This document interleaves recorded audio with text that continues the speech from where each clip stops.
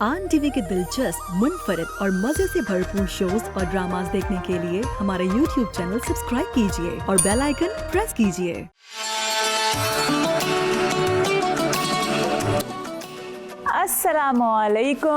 अस्सलामुअलैकुम। एक नया दिन, एक नए दिन के साथ फिर मैं हाजिर हूँ, आपकी होस्ट शेफ़ अम्मारा। कैसे हैं, क्या हाल है? आन रमज़ान में आपको खुशामदीद कहती हूँ दिल की गहराइयों से, और हमेशा बस दिल से दुआ करती हूँ आप सब के लिए। और ये बताएं कि कैसे गुजर हैं आपके रमज़ान? ये तो मुझे पता है अच्छे ही गुजर रहे हैं। हर कोई इबादतों में मसरूफ़ है, कुछ ना कुछ नेकियां कर रहा है।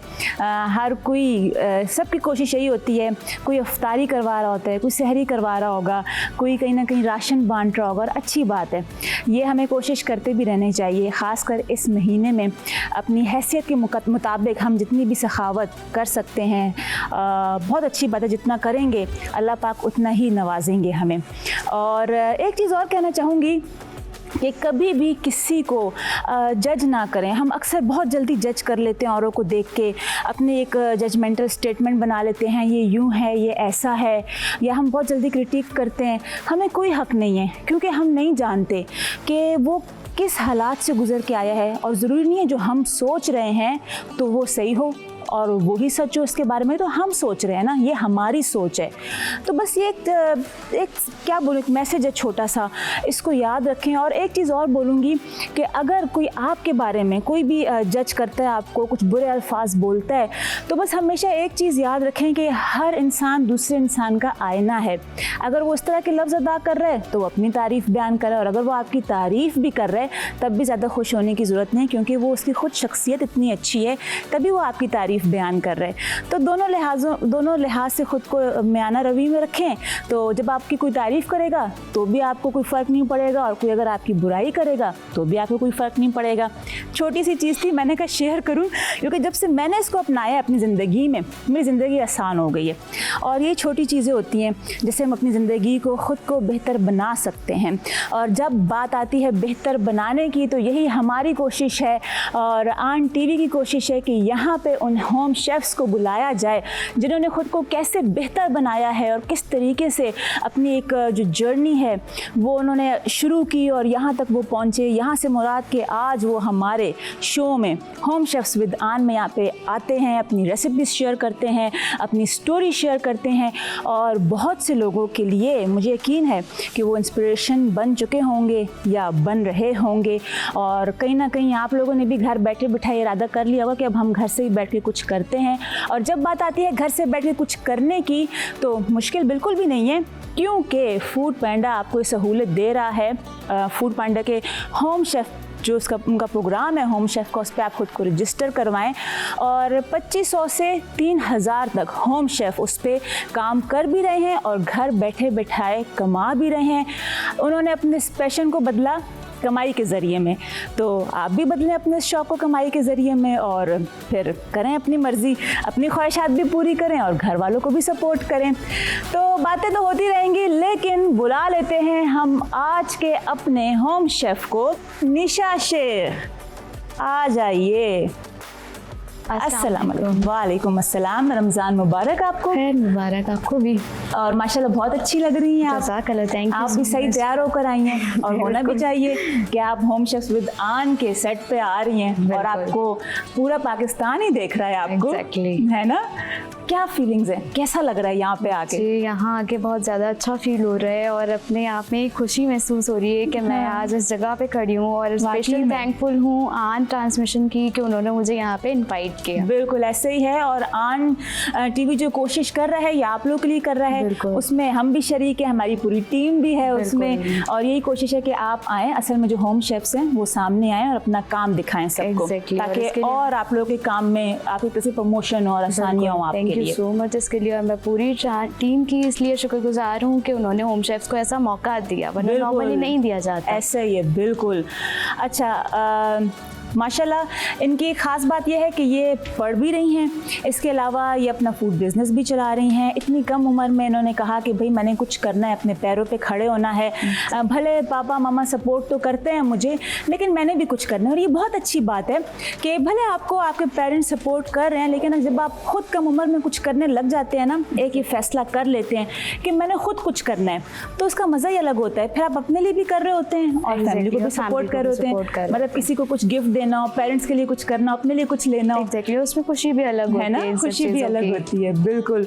अच्छा, आप ये बताएं कि आपको वैसे कितना टाइम हो गया अपना ये फूड बिजनेस रन करते हुए? मुझे ऑलमोस्ट 2 साल हो गए इस फूड बिजनेस को रन करते हुए, जो मैं मुख्तलिफ तरीके से कर रही हूँ और साथ में अपनी स्टडीज़ भी कर रही हूँ ताकि इनको और एनहेंस कर सकूँ। बिल्कुल। और कितना टाइम हुआ अभी आपको? आप जो आप स्टडी कर रही हैं स्पेशली फूड में ही कर रही हैं, कुलिनरी आर्ट्स में बिल्कुल, कर रही हैं, क्या पढ़ रही हैं, थोड़ा ये भी बताएं आप। मैं ग्रेजुएट डिप्लोमा कर रही हूँ इन कुलिनरी आर्ट्स में, ताकि मैं अपनी चीज़ों को इनहेंस कर सकूँ। फिर उसमें कुजीन से डिफरेंट इंटरनेशनल लेवल पे कर रही हूँ, तो इंशाल्लाह कोशिश है कि आगे इंटरनेशनल लेवल पे भी जा सकूँ इंशाल्लाह। बहुत अच्छी बात है, क्योंकि हमारे मुल्क से भी इंटरनेशनल लेवल पे शेफ्स जाते हैं और एक तरह से अपने मुल्क को, पाकिस्तान को वहाँ पे प्रेजेंट करते हैं। और काफ़ी सारे इस तरह के शेफ्स हैं जो कि गोल्ड मेडल जीते हैं, उन्होंने ब्रॉन्ज सिल्वर मेडल जीते हैं। एक तरह से अच्छी बात है, ये हमारे पाकिस्तान का नाम बनाने वाली बात है।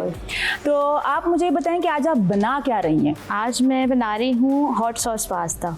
हॉट रेड सॉस होगा उसमें, जो कि नॉर्मली नहीं होता, चेंज कुछ करना चाहते हैं हमेशा शेफ्स एक दूसरे के लिए, सही। तो इसलिए मैं आज हॉट रेड सॉस पास्ता बना रही हूँ। Hot red sauce pasta, Exactly. सुनने में तो बहुत अच्छा लग रहा है। और जहाँ चेंज की बात की आपने, तो इसलिए अच्छा है कि थोड़ा बहुत चेंज करते रहनी चाहिए हमें, अपनी रेसिपी में वेरिएशन ऐड करना चाहिए। तभी वो एक शेफ का स्टाइल पता चलता है ना, एक अपने हाथ का जायका। जी निशा, तो बताएं भाई आप क्या कर रहे हैं, हमारे व्यूवर्स को बताएं अपनी रेसिपी। सबसे पहले मैं बाउल में एक चिकन ले रही हूँ जिसमें मेरे पास चिकन मौजूद है। अब इस चिकन को मैं सबसे पहले मैरिनेट करूंगी, क्योंकि हमें इसमें फ्लेवर देना है। अच्छा, आप मैरिनेट करेंगे? बिल्कुल। मैरिनेशन के लिए सबसे पहले मैं इसमें 1 टीस्पून सॉल्ट डालूंगी। ठीक है, आपने सॉल्ट ऐड कर दिया और उसी के साथ मैं इसमें ब्लैक पेपर, काली मिर्च का यूज़ करूंगी फॉर मैरिनेशन। अच्छा, सही। इन दोनों चीज़ों को डाल के हम अच्छे तरीके से चिकन को मैरिनेट कर लेंगे। बस यही दो चीज़ें सिर्फ डालनी है? एग्जैक्टली, क्योंकि बाकी सारी चीज़ें हमारा जो रेड हॉट सॉस है हम उसमें ऐड करेंगे। ठीक है। तो अच्छा, इसको क्या मैरिनेट करके थोड़ी देर के लिए रखना भी है या नहीं, आप इसको डायरेक्ट कुकिंग करेंगे? नहीं, रख सकते हैं, वैसे रखेंगे तो ज़्यादा बेहतर होगा, बट ये कि हमारे पास जो है वो टाइमिंग का इशू होता है, इसलिए हम इसको मैरिनेट थोड़ी देर के लिए ही करेंगे, जितनी देर हमारा ऑयल गर्म होगा। अच्छा, तो इसको आप क्या करेंगी, डीप फ्राई करेंगे या इसकी सॉस में? नहीं, मैं सिर्फ इसको कुकिंग होगी, क्या होगा? इसको मैं ऑयल में सौते करूँगी, जिसमें लाइट फ्राई हो जाएगी और चिकन जो है वो बिल्कुल नॉर्मल हमारी हो जाएगी। ठीक है, फिर उसके बाद मैं इसमें अपने सॉसेज ऐड करूँगी। फिर उसमें आप सॉसेज ऐड करेंगे ना? ठीक है, चलें आप करें फिर बिस्मिल्लाह, ताकि देखें हम क्या कर रही हैं आप। ओके, सबसे पहले मैं डालडा कुकिंग ऑयल यूज़ कर रही हूँ। जी हाँ, और यहाँ पे आप देख रहे हैं जो भी होम शेफ्स आते हैं डालडा कुकिंग ऑयल वो इस्तेमाल करते हैं, क्योंकि आपको पता है कि डालडा 80 साल से भी ज़्यादा माओं का भरोसा है डालडा पे। इसकी वजह यह है कि अपनी क्वालिटी को मेंटेन रखता है, अपनी क्वालिटी पे कभी भी कॉम्प्रोमाइज़ नहीं करता, और इसी वजह से अभी तक जितने भी लोग हैं उसका इस ब्रांड पे एतबार कायम है। बिल्कुल ठीक है। तो अच्छा, अब आप क्या करेंगी बताएं? जब तेल हमारा गर्म हो जाएगा तो इसमें मैं चिकन डाल के अच्छी तरीके से फ्राई कर लूँगी। चलें फिर डाल दीजिए आप चिकन इसमें, ये डालडा कुकिंग ऑयल में, और इसको आप फ्राई। अच्छा, फ्राई करके आप क्या करेंगे, निकालेंगे या नहीं? फिर नहीं, मैं इसी में सॉसेस ऐड करूँगी। सही, ठीक है, ठीक है। अच्छा, मुझे ये तो आप बताएं, जब आपने ये फैसला लिया कि मैंने फूड बिजनेस अपना स्टार्ट करना है और इसमें मैंने स्टडी भी करनी है, तो किसने सबसे ज़्यादा सपोर्ट किया? मेरी फैमिली। फैमिली में ज़्यादा? फैमिली में कौन? फैमिली तो पूरी फैमिली थी ना। उसमें सिबलिंग्स भी आ जाते हैं, पेरेंट्स भी आते हैं, लेकिन कोई एक या दो होते हैं जो सपोर्ट ज़्यादा होता है। मेरी मदर और मेरी सिस्टर, इन दोनों ने मुझे बहुत सपोर्ट किया, क्योंकि ये दोनों ही सबसे ज़्यादा जानती हैं कि मैं कुकिंग की बहुत शौकीन हूँ।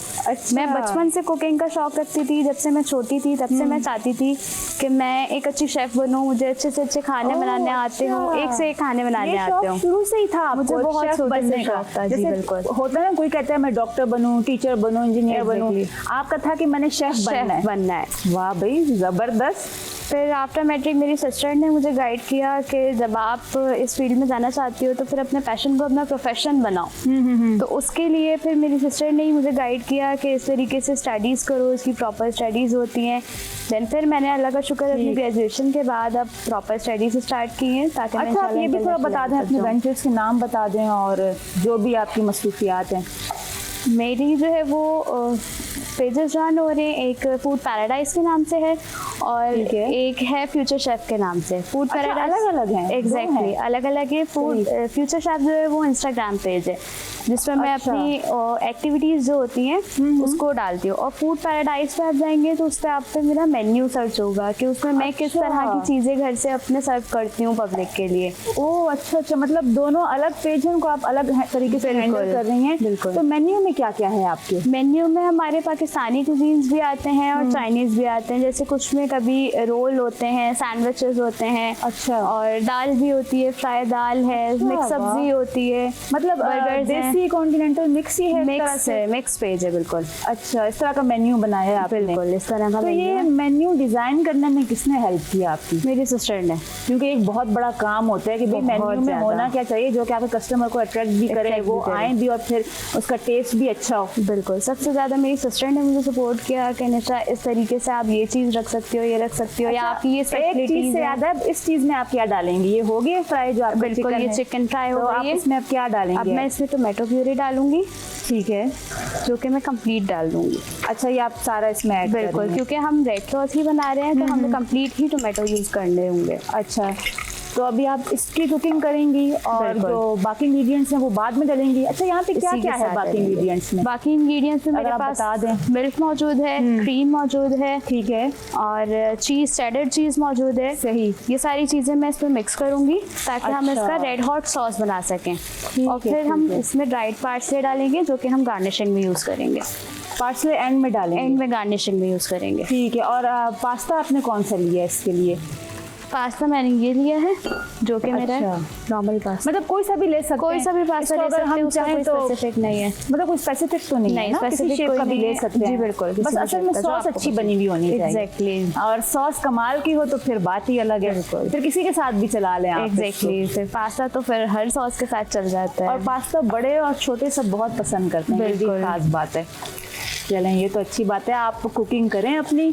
और मैं आऊँगी ना, समझिएगा कि मैं आऊँगी, मैं आपकी तरफ में आके देखूंगी कि क्या करेंगे, कि अपने व्यूवर्स को दिखाने हैं भाई कि हमारी जो बिल्कुल ज़रूर होम शेफ है वो क्या बना रही हैं।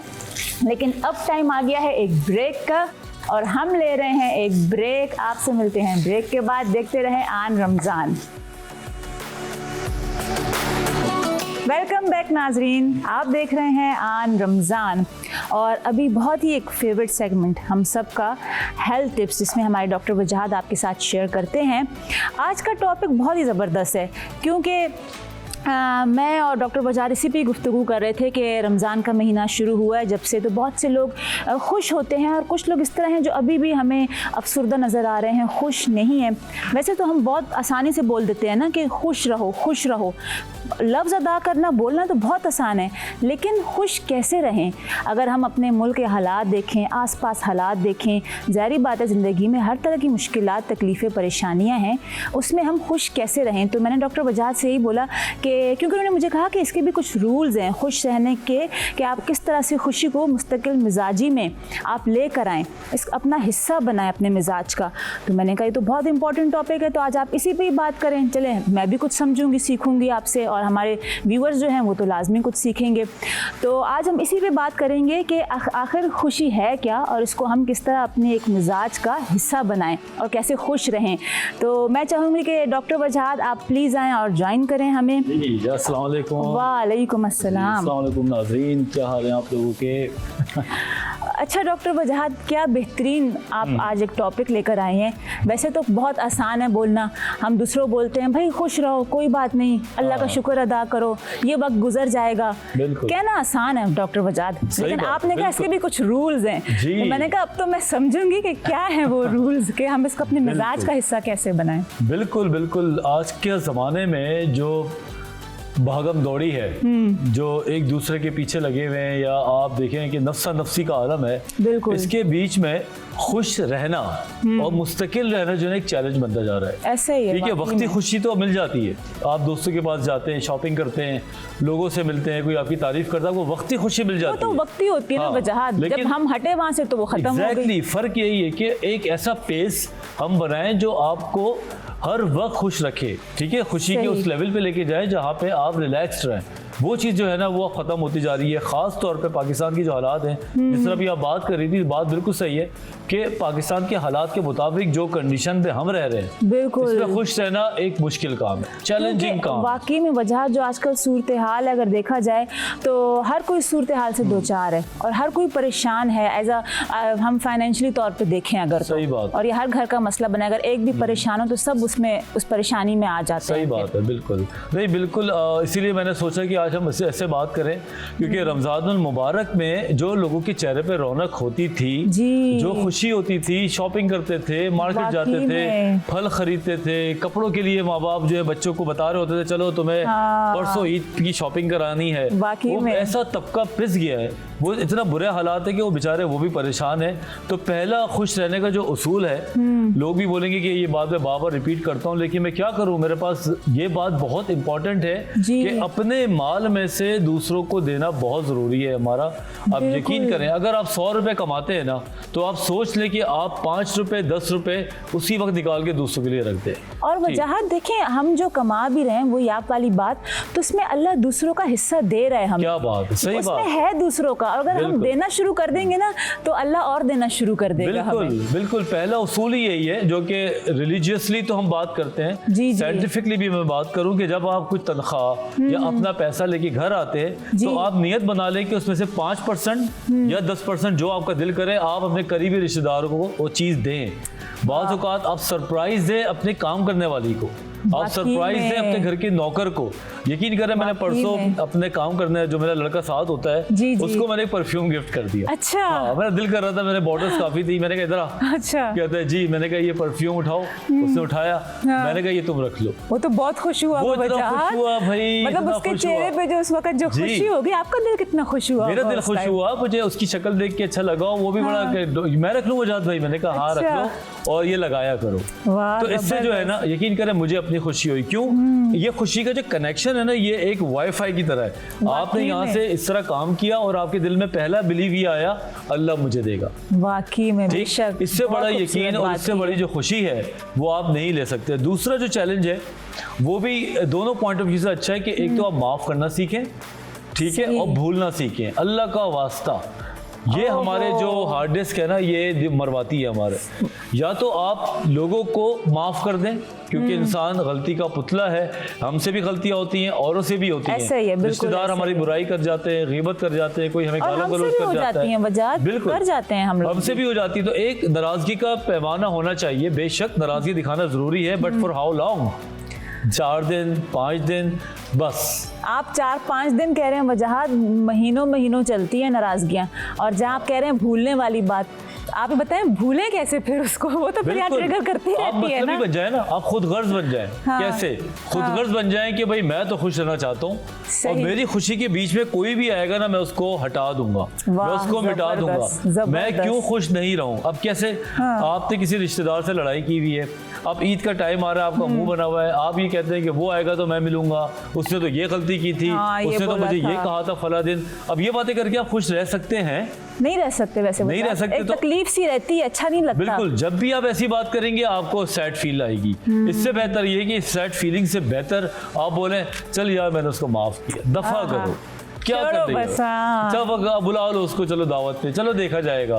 ये बात जब आप ये करेंगे तो आपको बेहतर फील होगा। वाकई फिर आपका में। कनेक्शन अल्लाह से बनता है कि जब आप लोगों के साथ अच्छे पेश आते हैं, तो हम तो मुसलमान हैं, बिल्कुल। हमें सबसे पहले ये चीज़ आती है कि अल्लाह ताला हमें गैब से देगा। बेशक तो ये खुश ऐसा ही रहने है। के जो 2 साइंटिफिक उसूल हैं। तीसरा ये है कि ग्रेटिट्यूड पे हमने भी परसों बात की थी जी, कुछ दिन जी। पहले, कि शुक्र करना बहुत ज़रूरी है। बिल्कुल, तीसरा जी। उसूल यही है कि जो आपके पास है उसको देखें ज़रूर, ठीक है। जो आपने चीज़ ले ली उसको दोबारा से एक बार देखें और उसमें खुश रहें। अगली चीज़ को हासिल करने के चक्कर में मौजूदा चीज़ जो है वो ना छोड़ें। वाकई और में। दूसरा पार्ट जो हम आते हैं वो ये कि अपनी लाइफ में थोड़ा सा ह्यूमर रखें, हंसी अच्छा। मजाक, थोड़ा अच्छा। सा मस्ती, ठीक है ना, सही। तंग करना। हाँ, अच्छा, तंग करना नहीं है, तंग होने का भी हौसला हो।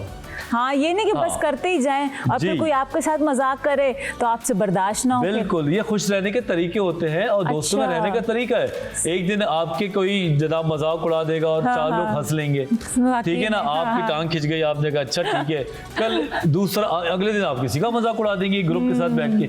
तो ये जो टॉलरेंस है, ये जो बर्दाश्त है, ये बहुत ज़रूरी है। शेफ, हमारा चीज़ें ख़त्म होती जा रही हैं, लोग चाहते हैं कि हमारे मुतालिक कोई बात ना हो, ठीक, हमारी वजाहत कोई आपने बुराई ना तो करे। ऐसी कोई बात कर दी ना, जो आपने टॉलरेंस की बात की है, तो उसके लिए फिर दोस्त भी तो ऐसे हो ना आपके पास जो कि बर्दाश्त कर सकें। हाँ। क्योंकि आजकल तो वो हिसाब है कि आपका दिल कर रहा होता है मजाक करने का, और जिस तरह मेरे साथ भी 2 दफ़ा ऐसा हुआ, मेरा दिल करता है मजाक करने का और मैंने किया 1-2 दफ़ा।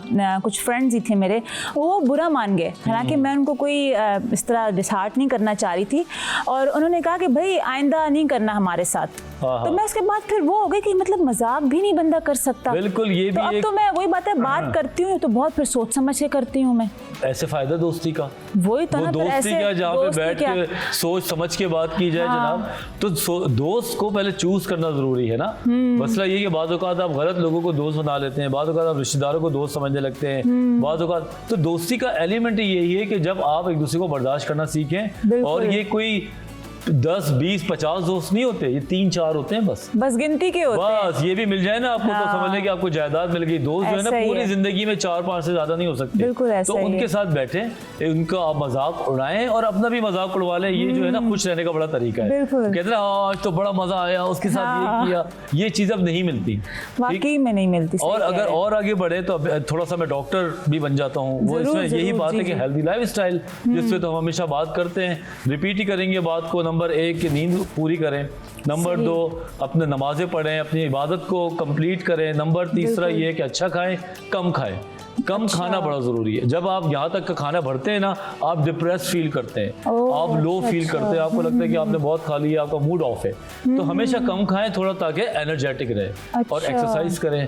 बस ये खुश रहने के बेसिक उसूल हैं जिनको हमें याद रहते हैं लेकिन यूटिलाइज नहीं कर रहे होते। ऐसे तो आई ही है थिंक हमारे इस सेशन से लोग इसको दोबारा से प्रायोरिटी नंबर 1, 2 पे ले आएँ बिल्कुल। और अपने लाइफ में डालें, तो देखिए कैसे खुश रहेंगे। और हमें फीडबैक भी बताइएगा कि जनाब ये हमने जब से इस्तेमाल करना शुरू किया है तो हम भी खुश हैं। जी वजाहत, आज आपने बात तो बहुत अच्छी की, टॉपिक बहुत ही बेहतरीन था, और मैं ये भी बताती चलूँ कि बहुत अच्छा फीडबैक आ रहा है ये हाँ, आपके ये तो सेगमेंट का।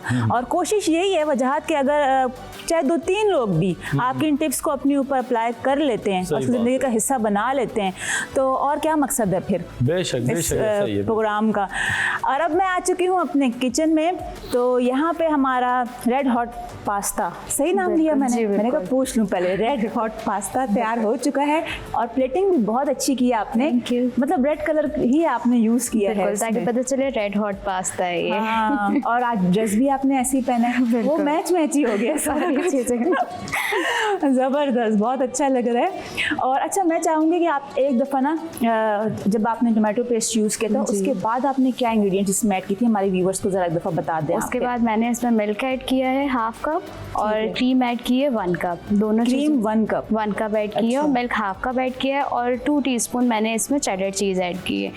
इन है। सारी चीज़ों को ऐड करके अच्छे तरीके से हमने इसको मिक्स करना है, ताकि हमारा जो टोमेटो पेस्ट है वो अच्छे तरीके से पक जाए।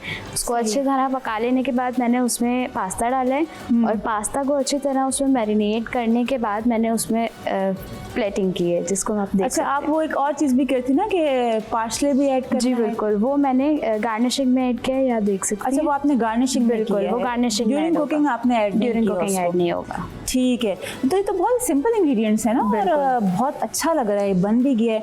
अच्छा, वैसे आप बताएं कि आप हमारे यहाँ शो पे जो आए हैं, आपका अपना एक्सपीरियंस कैसा है, कैसा लग रहा है आपको? मेरा अभी तक एक्सपीरियंस जो आपने कुकिंग भी की और फर्स्ट टाइम कैमरा फेस कर रही हैं आप। बिल्कुल, मुझे बहुत अच्छा लग रहा है, और खुद अपने ऊपर भी प्राउड फील हो रहा है कि हाँ। मैं यहाँ तक पहुँच सकी। अच्छी बात। और बहुत खुशी हो रही है मुझे आपसे मिलके। बहुत शुक्रिया वो जान, आप थैंक माशाल्लाह यू। बहुत अच्छी हैं। थैंक यू मेरी जान, बहुत शुक्रिया। और प्राउड फील करना चाहिए, क्योंकि आपने मेहनत की है और आप कर रही हैं, और इस मुकाम पे आप पहुंची हैं, तो आप वाकई में क्या बोलूँ कि करना चाहिए आपको, proud to worth it. Thank you. नाजरीन, आपने देखा है कितनी बेहतरीन रेसिपी शेयर की, हमारे जितने भी होम शेफ़ यहाँ पे आ रहे हैं, मुझे तो बहुत कुछ सीखने को मिल रहा है इनसे।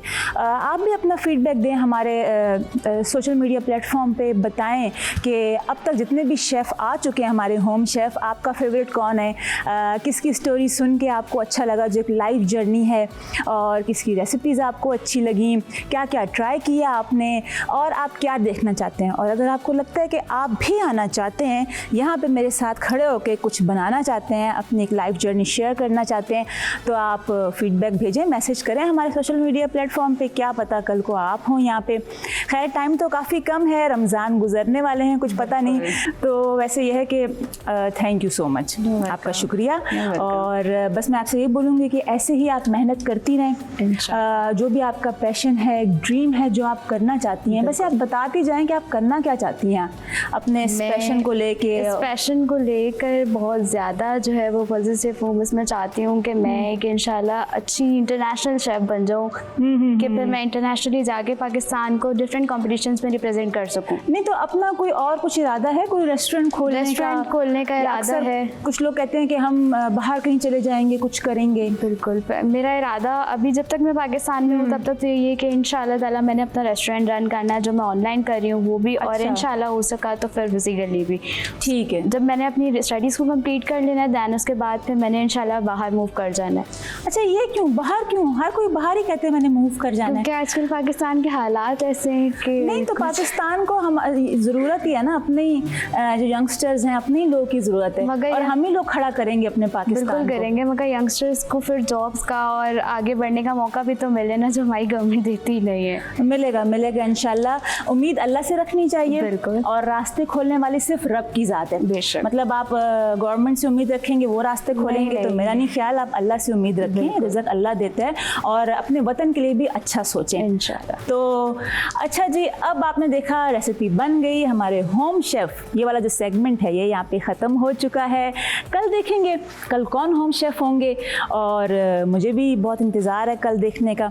लेकिन अब टाइम हो गया है एक ब्रेक का, और हम ले रहे हैं एक ब्रेक। देखते रहें आन रमज़ान।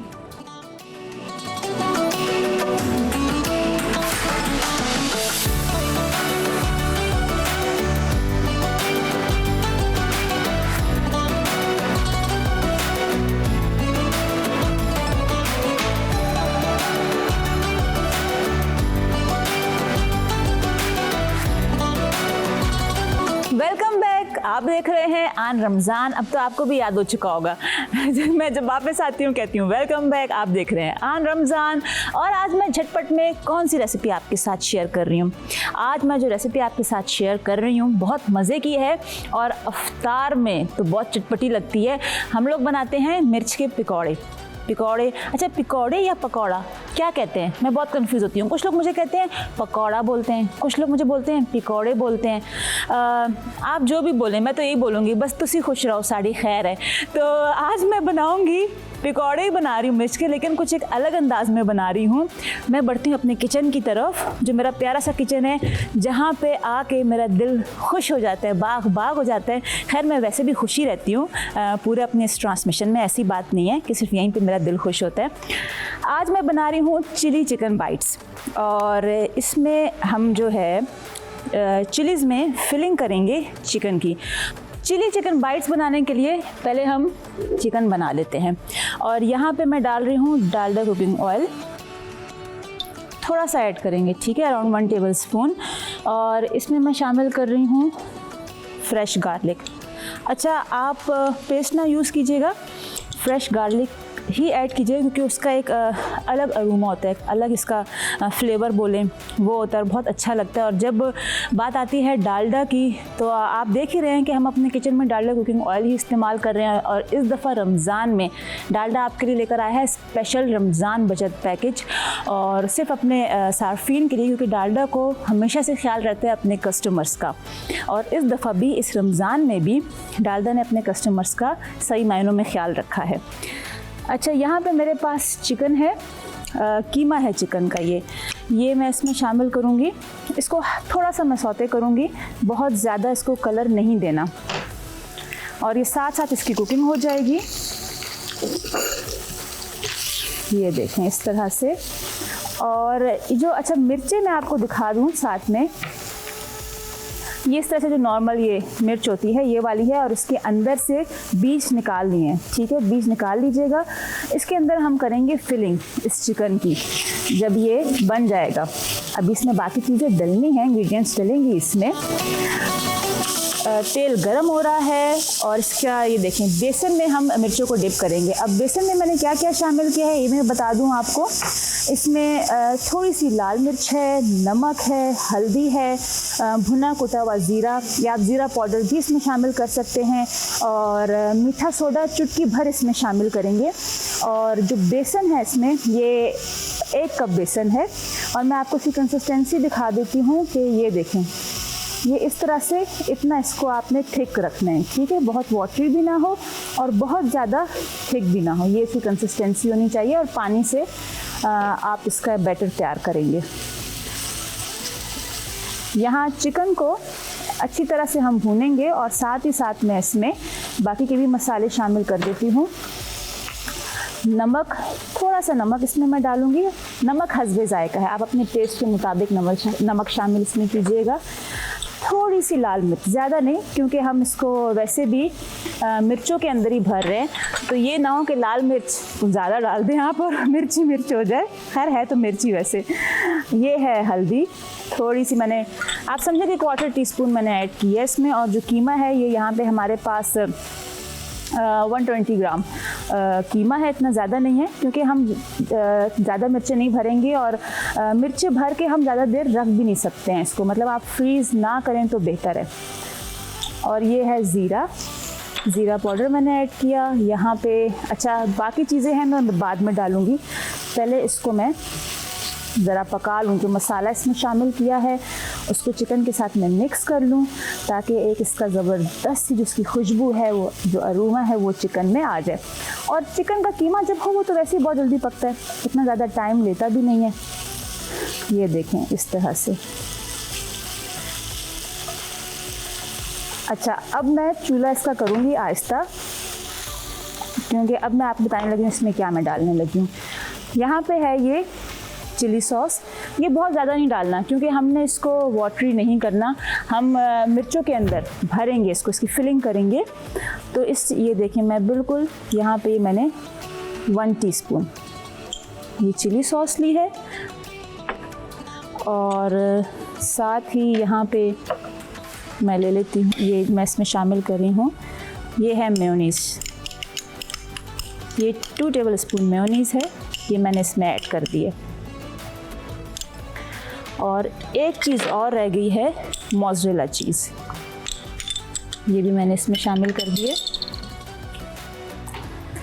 चूल्हा हल्का हल्का जल रहा है फ्राई पैन के नीचे, और इसको अच्छी तरह से मैं अब मिक्स कर लूँगी। जो इसमें मैंने चीज़ ऐड की है वो मेल्ट हो जाए, और जो मेयोनीज़ ऐड की है वो भी चिकन के साथ और चीज़ के साथ अच्छी तरह से, जैसे कहते हैं ना, यकजा हो जाए। बस इसको अब इतनी देर पकाना है, और चीज़ वैसे भी जल्दी मेल्ट हो जाती है, आप देखें मेल्ट होना शुरू हो गई है।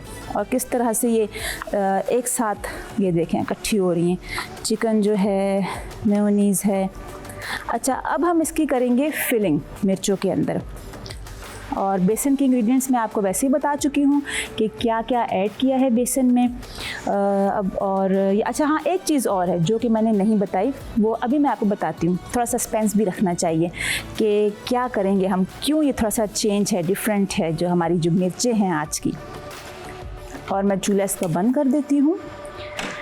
जी हाँ, अब बारी आई है फिलिंग की, तो अब हम इसमें फिलिंग करेंगे।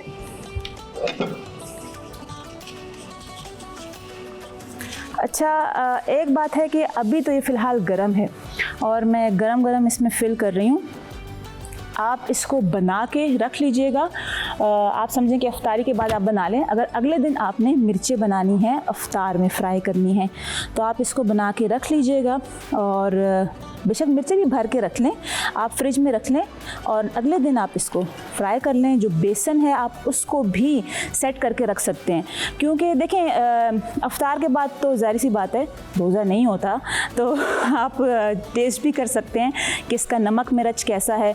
और बेसन को भी वैसे आप लोग करते हैं या नहीं बेसन टेस्ट? अक्सर मैंने देखा है कुछ घरों में, खैर मैं भी इस तरह कर लेती हूँ कभी कभार, बेसन में जब मैंने इंग्रेडिएंट्स ऐड की तो हल्का सा यूँ टेस्ट कर लिया।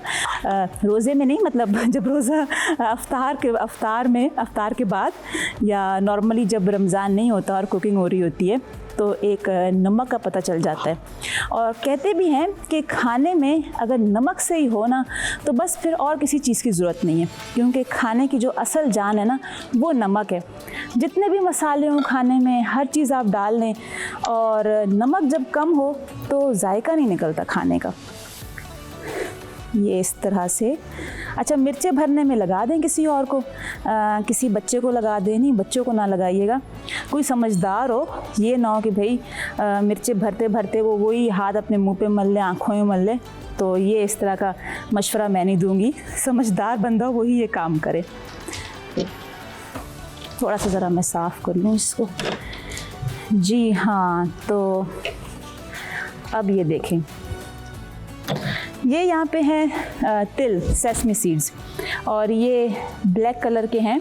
अगर इसकी अपनी ब्यूटी है, और अगर आपको नहीं मिलते ब्लैक कलर के तो आप वाइट भी यूज़ कर सकते हैं, लेकिन इनके फ्लेवर में थोड़ा सा फ़र्क होता है ब्लैक के और वाइट के। तो मैं यहाँ पे ब्लैक सेसमी सीड्स यूज़ कर रही हूँ। एक तो खूबसूरती भी आएगी इसमें और साथ ही साथ इसका टेस्ट भी बहुत अच्छा आएगा। ये देखिए इस तरह से गिलास में आप इसको, अच्छा गिलास में बेसन का ये बैटर डालने का मकसद ये है कि देखें यूँ डिप किया, आसानी से डिप हो गया इस तरह से, और इसके ऊपर आपने ये ऐसे बिस्मिल्लाहिर्रहमानिर्रहीम तेल में डाला, ये लिया,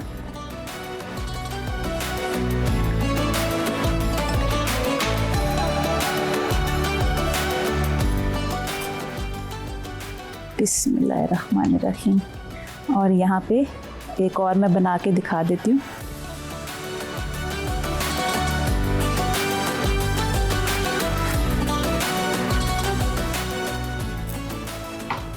ऐसे ही आप इसमें हमने शामिल कर दी मिर्चें।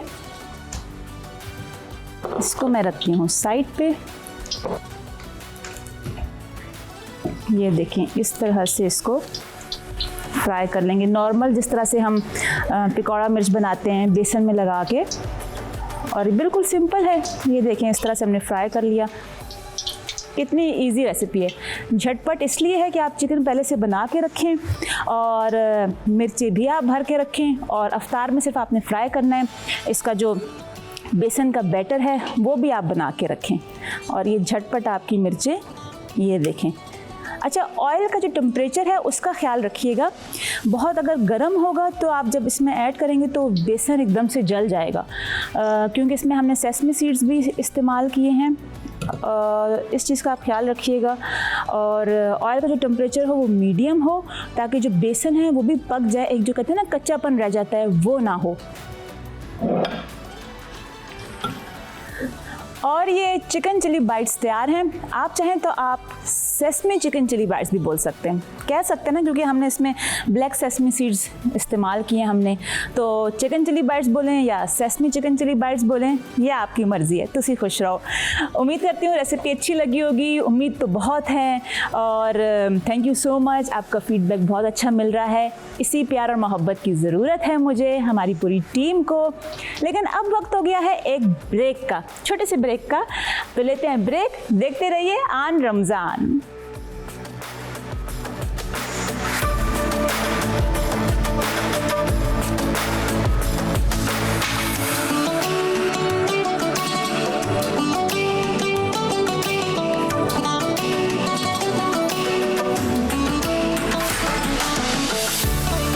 वेलकम बैक मेरे प्यारे प्यारे नाजरीन, आप देख रहे हैं आन रमज़ान और अभी आपने देखा हमारा जो हेल्थ टिप का सेगमेंट है और अब हम आ चुके हैं अपने सेलिब्रिटी गेस्ट सेगमेंट की तरफ, जो आपका तो है ही फेवरेट हम सब का भी है। क्या करूं, बोलती हूँ मैं इसलिए क्योंकि वाकई में हमें इंतज़ार होता है सेगमेंट का, हमें बहुत मज़ा आता है। और आज वजाहत वैसे कौन है हमारे सेलिब्रिटी गेस्ट? जनाब बिल्कुल, सबसे पहले तो मैं ये बोलूंगा कि हमारी जो गेस्ट लिस्ट थी वो बड़ी इंटरेस्टिंग थी। सारे जो जब भी आया और बहुत अच्छा लगा, टाइम का पता ही नहीं चलता। बिल्कुल। और आज भी इसी तरह की हमारी सेलिब्रिटी है जो कि जनाब वैसे भी अपार्ट फ्रॉम कैमरा और सारी चीज़ें बहुत ज़्यादा बातें करती हैं और बहुत ज़्यादा एनर्जेटिक हैं। और उन्होंने जनाब अली स्टार्ट किया काम मॉडलिंग से और फिर फौरन एक्टिंग में आ गई और एक्टिंग में आते ही जनाब खूब काम मिलना शुरू हो गया इनका। और अब ये हमारी गेस्ट हैं तो हम मेरे ख्याल से इनको बुला लेते हैं और फिर मिल के बात करते हैं बहुत सारी चटपटी। क्या ख्याल है? सही है, क्योंकि यहीं पे फिर हम शुरू हो जाएंगे तो फायदा नहीं है, उनको बुला के हम बातें करते हैं उनके चले साथ। जनाब, तो फिर आती है हमारी मेहमान जनाब अरीबा हबीब। अस्सलाम वालेकुम। अस्सलाम वालेकुम। कैसी हैं? रमजान मुबारक। खैर मुबारक, आपको भी खैर रमजान मुबारक, मुबारक हो। अच्छा मैं गलत तो नहीं बैठी? नहीं आप बिल्कुल सही बैठी। आप बिल्कुल सही बैठी हैं और बहुत अच्छी लग रही है आप में से माशाल्लाह। किसी की सीट तो नहीं ले ली है ये? नहीं हमने आपको बीच में फंसाया है, फिक्र ना करें। अच्छा, कुछ हमला होने वाला है मेरे ऊपर। बस सवालात का हमला होगा अब हमारा। बस हम सादे से सवाल करेंगे आपसे बस, और हम कुछ भी नहीं करते। आपके सादा सवाल जो होते हैं ना बहुत स्पाइसी होते हैं। अच्छा, तो आपको पता है कि हम फंसा सकते हैं बीच में। हाँ, मुझे पता है, ये होस्ट की खासियत होती है। अच्छा। वो आपको किस तरीके से आपसे बात निकलवा ले, आपको पता भी नहीं चलता। नहीं, अच्छा। इसलिए आप लोग होस्ट हैं। हाँ, वैसे अरीबा हो चुका है इस तरह से कि अभी कुछ सेलिब्रिटी गेस्ट आए, उन्होंने बोला ओहो ये बात तो हमने करनी नहीं थी और हमने कर दी। और एक मिनट बोला था ओहो ये तो बात गलत निकल गई, हाँ। भाई छोड़ेगा नहीं मुझे। वही अक्सर और मेरे साथ ये बहुत होता है क्योंकि ऑब्वियसली जब मैं शोज पे आती हूँ मैं इतनी गप कर रही होती हूँ क्योंकि सब लोगों से हमारी इतनी ऑफ कैमरा इतनी आप लोगों के साथ दोस्ती होती है कि वो फ्लो में शो पे बात हो जाती है और बाद में घर जाके बोलती हूँ अब तो बोल दिया, अब तो बोल दिया। बोल दिया। अच्छा, तो भाई सबसे पहले तो मैं आपको रमजान मुबारक बोलूंगा। बहुत माशाल्लाह से हमें रमजान अल्लाह ने हमें एक बार फिर दिया, बड़े किस्मत वाले लोग हैं हम। तो माशाल्लाह। कैसा गुजर रहा है जनाब रमजान आपका, क्या क्या करती हैं? मुझे लगता है कि मुझे इस साल रमज़ान की बहुत वैल्यू पता चली है। अच्छा। क्योंकि मैं ऑब्वियसली हम लोग पाकिस्तान से हैं और हमेशा यहीं रहे, यहीं पैदा हुए हैं, लेकिन अभी रिसेंटली मैं शिफ्ट हुई हूँ जर्मनी। ओके। तो मैं जब मूव हुई हूँ तो ऑब्वियसली मेरे जो शुरू के 2-4 रोजे थे वो अभी वहाँ पर गुजरे हैं। अच्छा। वो जो रमज़ान की एक रौनक है ना, मजा होता है वो रमजान मुझे का। लगता है कि शायद पाकिस्तान के अलावा किसी भी मुल्क में नहीं है, ऐसा मुझे लगता है। सही बात। क्योंकि जो वाकई में। पाकिस्तान में जो लोग हैं, जिस तरीके से हम लोग मतलब एक बरकत है। जब मैं आ रही थी, आने से पहले मैंने बहुत कुछ सुना था कि इतनी महंगाई हो गई है, बहुत बुरे हालात हैं, बहुत सारी अप्स एंड डाउन चल रहे हैं मुल्क डर में। कर आई थी वहाँ से आप? डर के आई थी और मुझे ये था कि शायद इस बार शायद थोड़ा सा स्लो कुछ इस तरह की चीजें होंगी, लोग नहीं इतना बाहर नहीं निकल रहे होंगे, रौनक नहीं होगी, रौनक नहीं होगी जो होती है। लेकिन जब मैं निकली हूँ तो वही माशाल्लाह से रश और जिस तरीके से कराची के लोग आपको पता है जिंदा दिल, वो तो ऐसे ही है, भाई हमेशा से। हर घर के बाहर लाइंस लगी हुई हैं और लोग खाना बांट रहे हैं, कोई कुछ तो बहुत अच्छा लगा। ऐसा तो लगता है जब रमजान आते तो रोशनी बढ़ जाती है, रातों को भी रोशनी, दिन में भी रोशनी। बहुत सही बात कर रहे हैं आप। एक रौनक आपके घर में भी हो जाती है। बिल्कुल। एक अजीब सा एक वो रहता है, मतलब एक अजीब सा तो नहीं खैर, लेकिन बहुत एक अच्छी एक बरकत वाली वाइब होती है हर चीज में। वाकई में। अच्छा, आप ये बताएं कि अब आप जैसे वहाँ पे थी, आपके 2 रोजे गुजरे जर्मनी में, तो वहाँ फिर किस तरीके से गुजारे आपने? सहर और अफ्तार में क्या करती थी आप? मुझे सहरी की आदत है और मेरे हस्बैंड को नहीं है। अच्छा। अब क्या हुआ कि जब मैं सहरी पर उठी कि मुझे तो सहरी पे कुछ खाना है, लेकिन अब मुझे कॉफी पीनी है क्योंकि मुझे कॉफी की बड़ी ज्यादा वो एडिक्शन है। मतलब सहरी में? हाँ, सहरी में, ताकि मेरा पूरा दिन अच्छा गुजर जाए, अदरवाइज मुझे सर में दर्द हो जाएगा क्योंकि मुझे हो गया ये। ठीक है, तो अब मैंने कहा कि मुझे सहरी पे कॉफी पीनी है और वहाँ पे बज रहे हैं कुछ सुबह के 4-5। अच्छा। मैंने कहा कि मैंने पी लिया, पूरा दिन क्या करूंगी क्योंकि जागते रहेंगे ना सही फिर बात है, कॉफी के बिल्कुल, मैं यही बाद। बात कहने वाला था, फिर तो जागते खैर मैंने हैं आप। कॉफी फिर भी पी क्योंकि मुझे अपना रोजा नहीं खराब करना था। अच्छा। बट वहाँ पे रोजे भी अच्छे हैं, लेकिन बस वहाँ पे रोजे हैं। लंबे भी होंगे वहाँ पे रोजे। हाँ, मैं बहुत ज्यादा उन लोगों को वो करना चाहती, जो लोग बेचारे वहाँ पे रहते हैं, उनकी मजबूरियां हैं। चले हमारे पास तो ये अपॉर्चुनिटी है कि हम वापस आ गए, हमारे पास काम है, फैमिली, हम आ गए। तो बहुत सारे ऐसे लोग हैं जो नहीं आ सकते, वो प्लान करते हैं पूरे साल कि हम एक ट्रिप करेंगे या 2 करेंगे। तो आई थिंक उनके लिए एक बड़ा वो है कि अच्छा रिबा, फिर आप कितने टाइम के लिए आई हैं पाकिस्तान? अभी तो मैं हूँ, अभी हैं आप यहाँ पे? मई तक हूँ अभी तो। अच्छा, फिर आप वापस जाएंगी? फिर मुझे वापस जाना है, देन फिर मुझे फिर वापस आना है काम के लिए। मतलब आना जाना बस आना जाना लगा रहेगा। ये भी अच्छा है ना, चेंज आता रहेगा, कभी उधर वहां जाके ये मिस करेंगी, इधर आके वो मिस अच्छा है ना, करेंगी। थोड़ा सा कम देखेंगे तो वैल्यू ज्यादा हो जाएगी ना। अच्छा नहीं आप नहीं आप पूछिए, नहीं आपका हक बनता है। हमेशा से इस दफा आप पूछे, आपका हक बनता है। अच्छा चलो, मेरा हक बन गया है तो आप दोनों छोड़े, मैं पूछती हूँ। नहीं हमें अपना काम करने दें।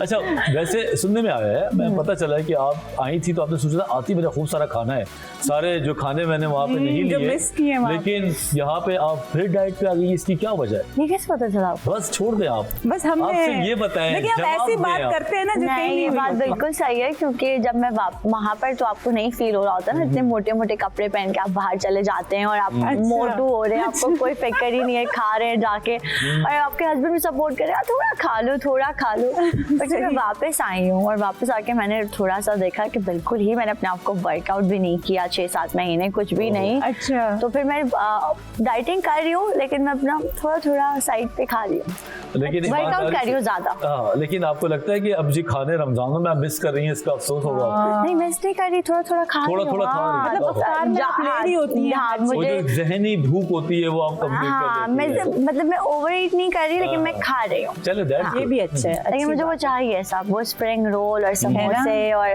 समोसे, फ्रूट चाट तो हेल्दी है भाई। अच्छा, ये बताएं कि खाने पीने के मामले में तो आप शुरू से थी, शादी से पहले भी शौकीन थी, ठीक? तो फिर मीडिया में रहना, फिट रहना, अपने आप को वेट के भी वेट को मेंटेन करना होता है, तो ये सब कुछ कैसे होता है? फिटनेस की तरफ ध्यान होता है हाँ, आपका? मेरा वर्कआउट बहुत इंपॉर्टेंट है मेरे लिए। अभी भी मेरा ये होता है कि सुबह में आप वर्कआउट कर लें, क्योंकि रोजे में आप ज्यादा लेट ना करें, सुबह में कर लें ताकि आपको रेस्ट मिल जाए, और या फिर अफ्तारी के बाद कर ले जाके 1 घंटा, या फिर आप किसी कोई स्पोर्ट्स में अगर आपका कोई है, मतलब अगर आपको कुछ पसंद है, जैसे मुझे टेनिस बहुत पसंद है, तो मैं वीक में 2 दिन जाके टेनिस कर लेती हूँ, तो मुझे मजा आता है। ये तो अच्छी बात है। अच्छा, खाने की तो आप हैं शौकीन, लेकिन पकाने की भी शौकीन है आप? मतलब किचन में जाती हैं, कुछ कुकिंग वगैरह करती हैं? कितना डरावना सवाल है। बिल्कुल वो पकाने की शौकीन, लेकिन इतनी मैं पकाती हूँ तो शौहर वहाँ से कॉल कर देगा हमें? नहीं, मैं बहुत ही कम पकाती हूँ। अच्छा, ऑब्वियसली मतलब मैं काम कर रही थी, फिर मेरी शादी हो गई, तो मैंने इतना कुछ प्रॉपर नहीं सीखा हुआ था जैसे लड़कियों को आता है, बट कुछ चीजें आती हैं।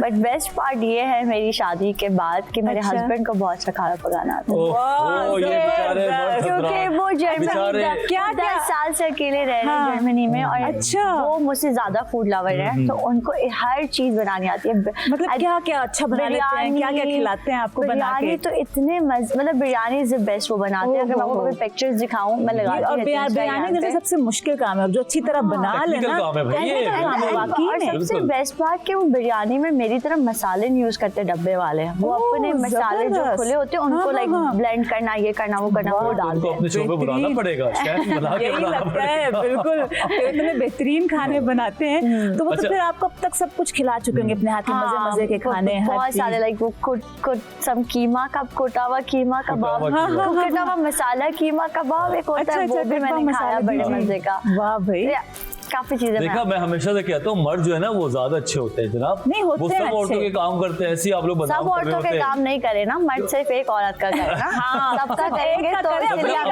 घर पे काम करते सब हैं, औरतों के काम करते हैं, सब औरतों के करेंगे तो हम फिर। नहीं देखिए, टीम बना ली है इन्होंने।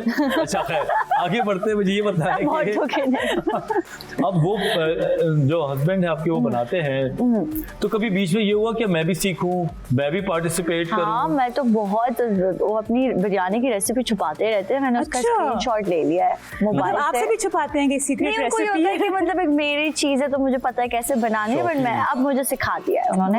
अब मैंने लास्ट टाइम आने से पहले, क्योंकि वो अभी वही है, वो कमिंग संडे इंशाल्लाह आ जाएंगे। इंशाल्लाह, तो वो मैं उनको खिला के आई हूँ बना के, मैंने कहा अच्छा खा ले लास्ट कैसा था? बिरयानी। कितने नंबर दिए 10 में से? मुझे मिल गए 7-8। 7, not bad, not bad. अच्छा है, नहीं मिले। जबरदस्त। और वो खुश कितना हुए होंगे भाई, बेगम के सही हाथ बात। का बना हुआ बिरयानी मिल गई मुझे, बिरयानी अफ्तारी मिल गई। में। वाह भाई, अफ्तारी में अफ्तारी होगी। में बेहतरीन, तो जबरदस्त। अच्छा चले थोड़ा सा जाते हैं आपके करियर की तरफ। तो शुरू में आपने पहले मॉडलिंग से स्टार्ट किया, ठीक है, तो कराची से ही किया, लाहौर से ही किया, और कितने अरसे के बाद आप एक्टिंग में आई फिर? अच्छा, मैं हमेशा से कराची से ही हूँ और मैंने कराची से ही काम शुरू किया। बहुत सारे लोग मुझसे पूछते थे ये सवाल कि आप लाहौर से हैं। असल में होता ये था कि हमारे बहुत सारे शोज और शूट्स जो हैं वो लाहौर में होते थे और अभी भी होते हैं। बिल्कुल। तो इस वजह से लोगों को लगता था कंफ्यूज कि शायद ये लाहौर से हैं या कराची से हैं। सही।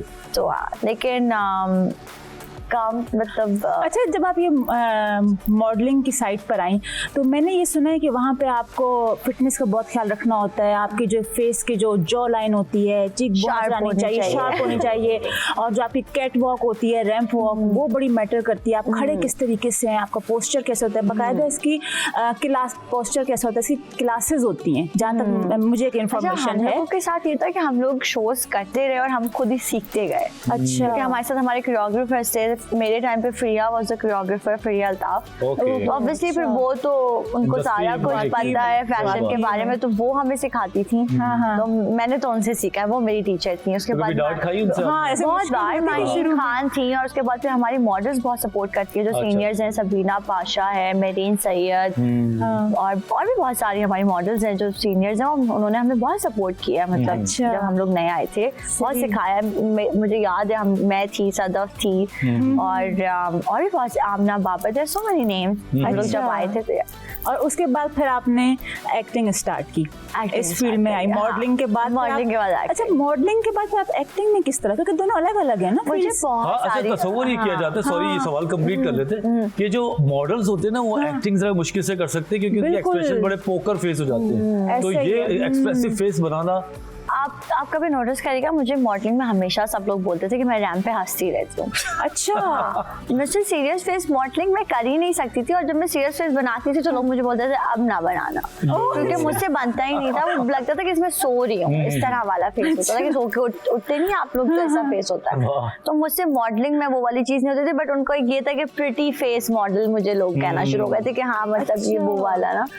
लेकिन एक्टिंग के लिए मुझे बहुत टाइम से ऑफर्स आ रही थी, और मैंने मैं टालती रहती थी, तो मुझे पता था मुझे एक्टिंग का ए भी नहीं आता था। मुझे कुछ अभी भी मुझे पता है मुझे कुछ नहीं आता, बस मैं करती हूँ, लोग डायरेक्टर हेल्प करते हैं एक्टिंग आप तो इसीलिए। लेकिन खैर अब जब किया तो फिर बहुत सारी ऑफर्स थी। फिर एक दफ़ा मुझे बिठाया जे ने, इन लोगों ने, ARY वालों ने, कि भाई कर लो, इट्स अ गुड स्क्रिप्ट, करनी चाहिए। फिर वो वाकई उसमें आयजा का, हाँ जो फर्स्ट था कोई चांदर, और उसमें आयजा का कमबैक था क्योंकि आयजा ने एक ब्रेक ली थी। अच्छा। और Ayeza is one of my favourite actress नहीं होती हैं आपकी टीवी के ऊपर, आप उनको देखते हैं प्यारी सी, यू नो, मुझे एक होती है देसी फुल एक्ट्रेस फेवरेट वाली, वो तो पहला ड्रामा उनके साथ। फिर कैसा लगा? छोटी बहन, छोटी कजन बहन, मतलब वही कजन सिस्टर, और उसके बाद इमरान अब्बास, वाह जी वाह। हाँ, और फिर मेरा भाई बड़ा मुनीब भट्ट, तो पूरी फैमिली, मतलब हम लोग शूट पे पूरा दिन एक हंगामा रहता था। मतलब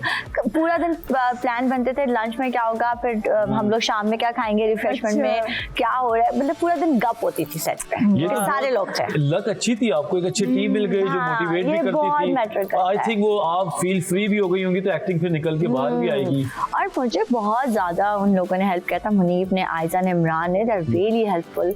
मुझे हर चीज बताते थे, मुझे कुछ नहीं आता था, मुझे नहीं पता होता था मैं आ गई हूँ कैमरा बैक पर है। अच्छा, अरीबा कैमरा बैक पे था, क्योंकि आपको नहीं पता होता ना कि मूव्स आपने कहाँ जाना है, वो लोग तो प्रॉपर प्रो है। कभी डांट खाई किसी डायरेक्टर से ठीक ठाक वाली? डांट कभी और आपको लगा हो कि अब तो मैं नहीं कर सकती, पता नहीं क्या मुझे किसी होगा? ने डांटा नहीं, क्योंकि शायद मुझे लगता है कि मैं डांटने से पहले खुद ही बोल देती हूँ मैं सही नहीं करती, मतलब वो फिर खुद ही प्यार से समझा देते ये गलत हो रहा है, हाँ। थोड़ा टाइम दे दें। अच्छा। और अभी रिसेंटली मुझे याद है कि मैंने ड्रामा किया था सबूर के साथ, सबूर अली के साथ, और मैं उस ड्रामे में जब भी मेरा कोई बहुत बड़ा सा सीन आता था, अच्छा, और मुझसे याद नहीं हो रहा था, अचानक से कोई सीन एकदम से आता था, अच्छा, मैं बोलती सबूर ये तो तुम्हारा सीन है, ये तो मेरा सीन है ही नहीं, ये तो तुम्हारा सीन है, अरीबा ये तुम्हारा है, तुम्हें बोलना ही है। अच्छा, आप मुझे ये बताएं, माशाल्लाह आपने जब एक्टिंग शुरू की है, आपके बैक टू बैक बहुत अच्छे ड्रामे आए, हिट हुए, तो आपको क्या लगता है, मतलब आप लकी हैं इस मामले में, या आपको या आपने मेहनत बहुत की, या स्क्रिप्ट को आप बहुत देख के आपने चूज़ किया कि भाई हाँ ये स्क्रिप्ट मुझे करना चाहिए, ये कैरेक्टर प्ले करना चाहिए? नहीं, ऐसे मैंने चीज़ें इतनी ज़्यादा नहीं स्क्रिप्ट में देखी, क्योंकि जैसे फॉर एग्जांपल अब आप कोई चांद रात मैंने किया था तो वो मेरा पहला था। उस वक्त मुझे सिर्फ एक डर था उस स्क्रिप्ट को करते हुए कि वो नेगेटिव था। ओके। अच्छा। तो जब आप नेगेटिव प्ले करते हैं तो लोगों का थोड़ा सा एक आपको आता है, थोड़ा सा इम्पैक्ट डिफरेंट हो जाता है, और लोगों का थोड़ा सा बैकलैश भी आता है आपके ऊपर ना कि आपने ये क्या किया है। वाकई में वो थोड़ा सा मुझे एक था, लेकिन फिर मैंने कर लिया और वो आया भी। अच्छा। लेकिन जब वो आया तो उसके बाद जो मेरे जो काम वाले लोग थे उनको वो बहुत अच्छा इसलिए लगा वो सारा कुछ कि तुमने इतना अच्छा किया है तभी वो आया। अगर तुम शायद एक्टिंग इतनी अच्छी नहीं करती तो वो नहीं आता। बिल्कुल। अगर नेगेटिव कैरेक्टर से आप नफरत ही ना करें या उसको पॉइंट आउट ही ना करें तो कैरेक्टर ही नहीं बचा। और लोगों को वाकई मुझसे, और ऊपर से लोगों को नफरत मुझसे ज्यादा इसलिए भी हो गई थी कि मेरे साथ आयजा। अच्छा। और मैं नेगेटिव आयजा के साथ हूं ना, और आयजा मतलब मैं खुद भी कभी कभार बोलती थी मैं क्या हो रहा है। तो कभी ऐसा हुआ कि रियल लाइफ में आप कहीं बाहर गई हो, कोई फैन इस तरह का मिल गया? नहीं, मुझे ऐसा कभी नहीं और उसने हुआ। कहा हो कि आपने यूं किया ऐसे? आई नो, लोग बहुत बोलते थे कि हमारे साथ हुआ, मेरे साथ नहीं हुआ। अच्छा, अच्छा। इनफैक्ट मुझे याद है मैंने असफर के साथ एक ड्रामा किया था और मैं बाहर जाती थी और लोग मुझे बोलते थे, आंटीज मिलती थी, बोलती थी बेटा असफर तुम्हें बहुत प्यार करता है। मैं बोलती थी आंटी मुझे पता चल जाएगा कुछ एपिसोड के बाद।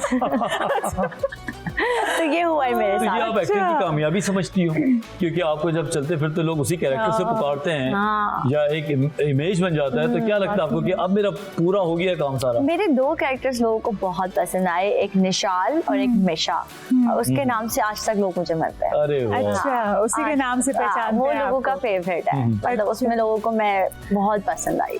वाह, ये तो जबरदस्त। बहुत अच्छी बात है। अच्छा, कौन सा टाइम बीच में ऐसा था जहाँ पे आपको लगा कि अब मैं सेलिब्रिटी बन गई हूँ, अब नहीं, मुझे ऐसा लोग कोई जानते टाइम आया ही नहीं है। या आपने अपने अंदर ये फील किया हो कि नहीं नहीं नहीं, ये फील करना ही नहीं है आपने, हाँ। बिल्कुल कभी भी नहीं करना। चाहे आप कितने ही बड़े एक्टर एक्ट्रेसेस बन जाए, उनका सबसे बड़ा पॉइंट ये होता है बड़े होने का कि वो नहीं समझते कि हम कुछ हैं। द डे आप ये सोचते इसका मतलब यू आर नथिंग। अच्छा। बेहतर है आप ये ना सोचे, आप अपना काम करें, कोई फर्क नहीं पड़ता, ये सब काम कर रहे हैं आपके साथ। वाह जी ये तो वाह बहुत जनाब, इस अच्छी अच्छी सी बात है। बात के साथ हम छोटे से ब्रेक पे जाते हैं, ठीक है, और फिर दोबारा आएंगे और मेरे पास और हमारा के बाद जो सवालात हैं यकीनन इनकी फैमिली के बारे में भी पूछेंगे, अम्मी और पापा किस तरह का प्यार करते हैं, क्या इनके हालात हैं। तो जनाब अभी हम जा रहे हैं एक छोटे से ब्रेक पे, आप लोग कहीं नहीं जाइएगा, मिलते हैं एक छोटे से ब्रेक के बाद, देखते रहिए आन रमजान।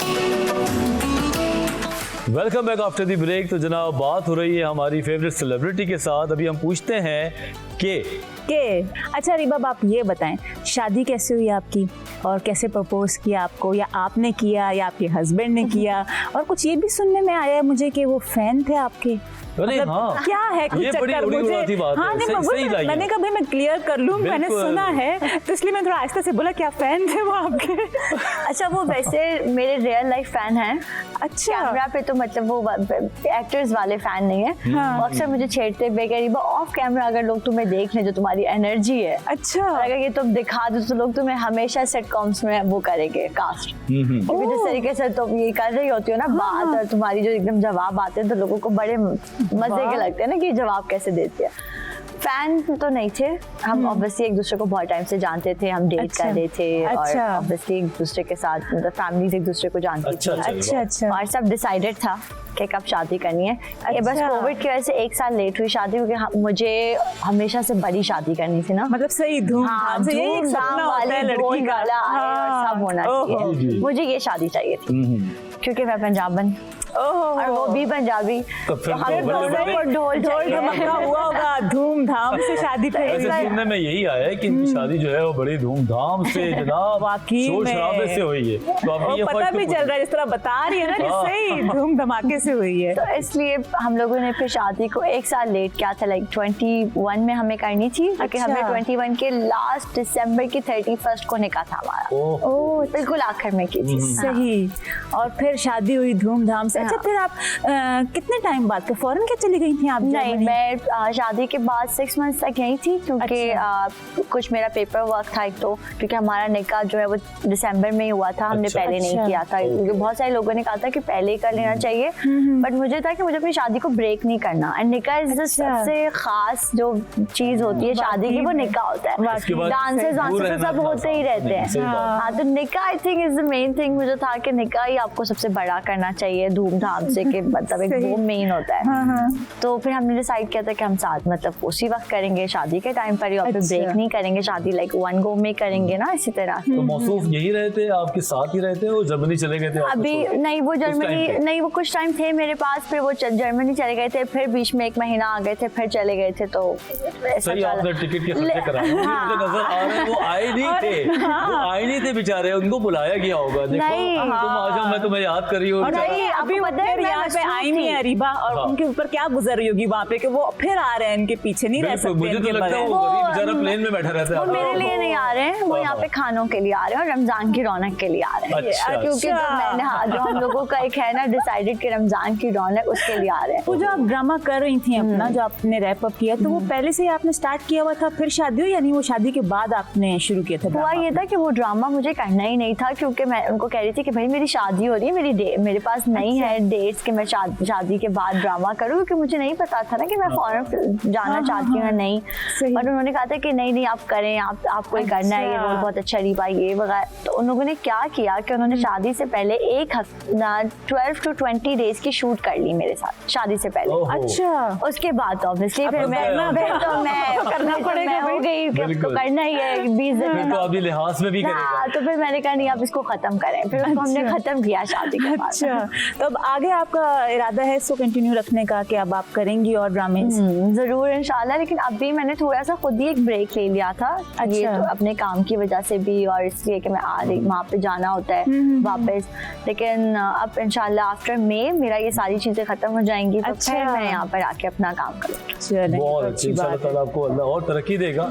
लेकिन अब एक बात करते हैं, आप जर्मनी गई शादी करके इतनी गहमा गहमी वाली जिंदगी से, और वहाँ जाके आप बिल्कुल अकेली रह जाती है ना, शुरू में तो एडजस्ट हो रहा होता है, तो जो मुश्किल टाइम वहाँ पे आया जहाँ पे आपको लगा कि ये बड़ा मुश्किल टाइम है, मुझे मुश्किल आ रही है? अच्छा, मैं इस चीज़ में मैं अपने हस्बैंड को बहुत वो करना कहती हूँ कि उन्होंने बड़ा संभाल लिया, क्योंकि जो शुरू के 2 महीने आपके बहुत टफ होते हैं जब आप कहीं शिफ्ट होते हैं, बिल्कुल, या किसी नए घर में जाते हैं, उस 2 महीने में हम लोगों ने सिर्फ ट्रैवल किया। अच्छा, क्योंकि ऑब्वियसली आप जर्मनी में रहते हैं, हाँ। तो यूरोप है और आप पूरा ट्रेन लेके 2 घंटे में, यहाँ तो 4 घंटे में, यहाँ तो हर चीज़ बहुत करीब है।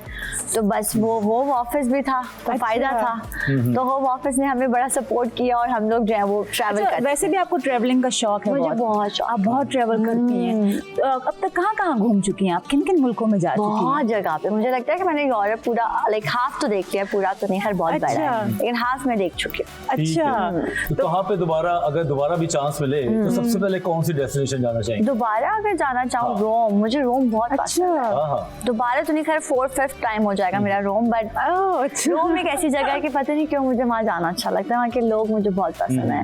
हाँ, इटालियंस आर रियली नाइस, जिस तरह वो बात करते हैं ना, फ्रेगो, मतलब खाने वगैरह भी पसंद है और उनके खाने हमारी तरह है ना, ऑयल, चिली, पास्ता, ये सारा कुछ, तो क्यों नहीं।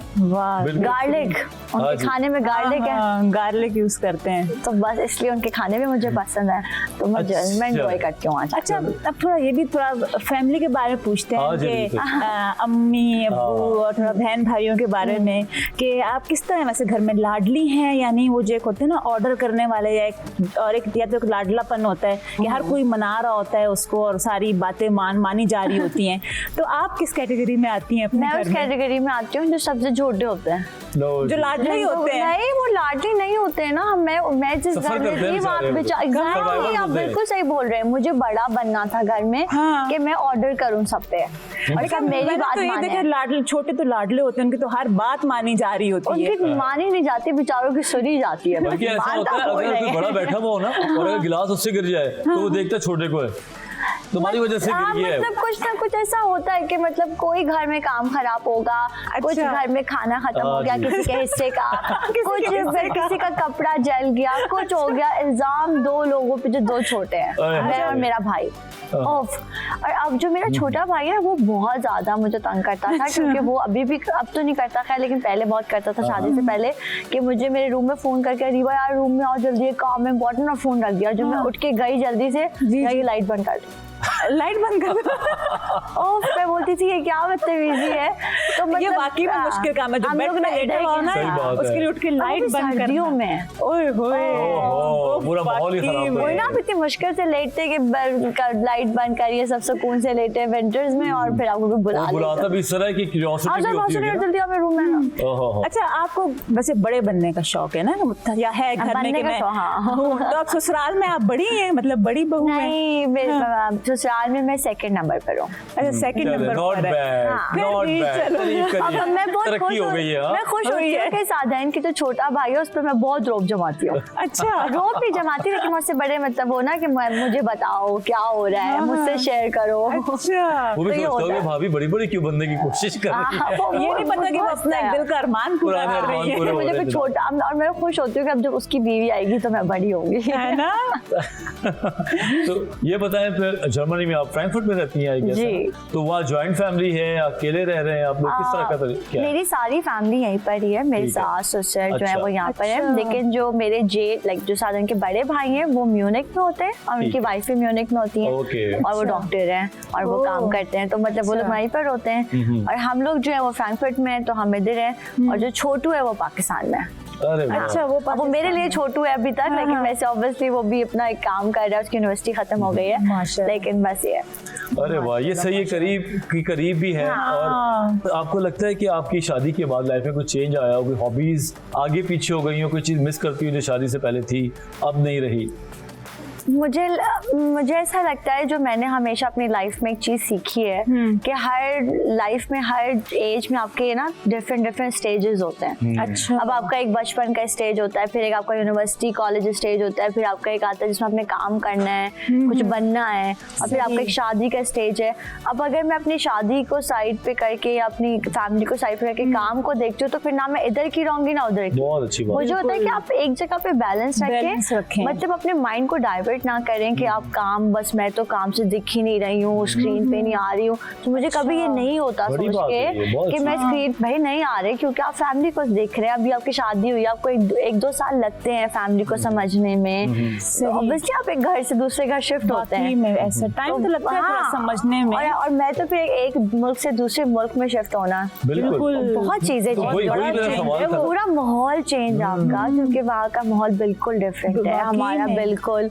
मैं समटाइम्स साधन को बोलती थी मैंने अजान नहीं सुनी है इतने दिन हो गए, और मतलब मुझे ना वो होता है, हम लोगों को कितनी आदत है, और ये बिल्कुल। छोटी छोटी चीजों की ना मुझे वेदर value की आ वजह से गई भी है। तो काफी फर्क पड़ता होगा ना। हाँ, अच्छा अरिबा, मैंने ये भी सुना है, जैसे आप जर्मनी में होती हैं, वहाँ लैंग्वेज बैरियर बहुत है, वहाँ ज्यादातर लोग अपनी लैंग्वेज हाँ, बोलते उनकी हैं, जो अपनी डॉइच है, हाँ। तो फिर वहाँ आप किस तरह कम्युनिकेट करते थोड़ा थे? बहुत मुझे अभी आना शुरू हुआ, मुझे 6 महीने हुए हैं, 6 महीने में मैं 2 बार पाकिस्तान आ चुकी हूँ, बाय द वे। तो बच्चे 5 महीने। हाँ, उस वक्त 5 में इशारों की ज़बान चलती होगी, इशारों की ज़बान और में दूसरी पानी। बात ये है कि वहाँ पर वो लोग अपना मतलब, तो obviously उनको इंग्लिश समझ आती है, सब नहीं है, बिल्कुल वो ब्लैंक वाला चीज नहीं है, समझ आती है, लेकिन हम समझ लेते हैं, काम हो जाता है। हो जाता ऐसा है तो नहीं हो काम। कभी इशारों की जबान में बात की हो, मुझे कुछ पानी चाहिए हो या कुछ नहीं नहीं, ये जितनी चीज आती है मुझे कि मतलब भाई ये चाहिए या ये कुछ इस तरह का, तो सीख गई हूँ।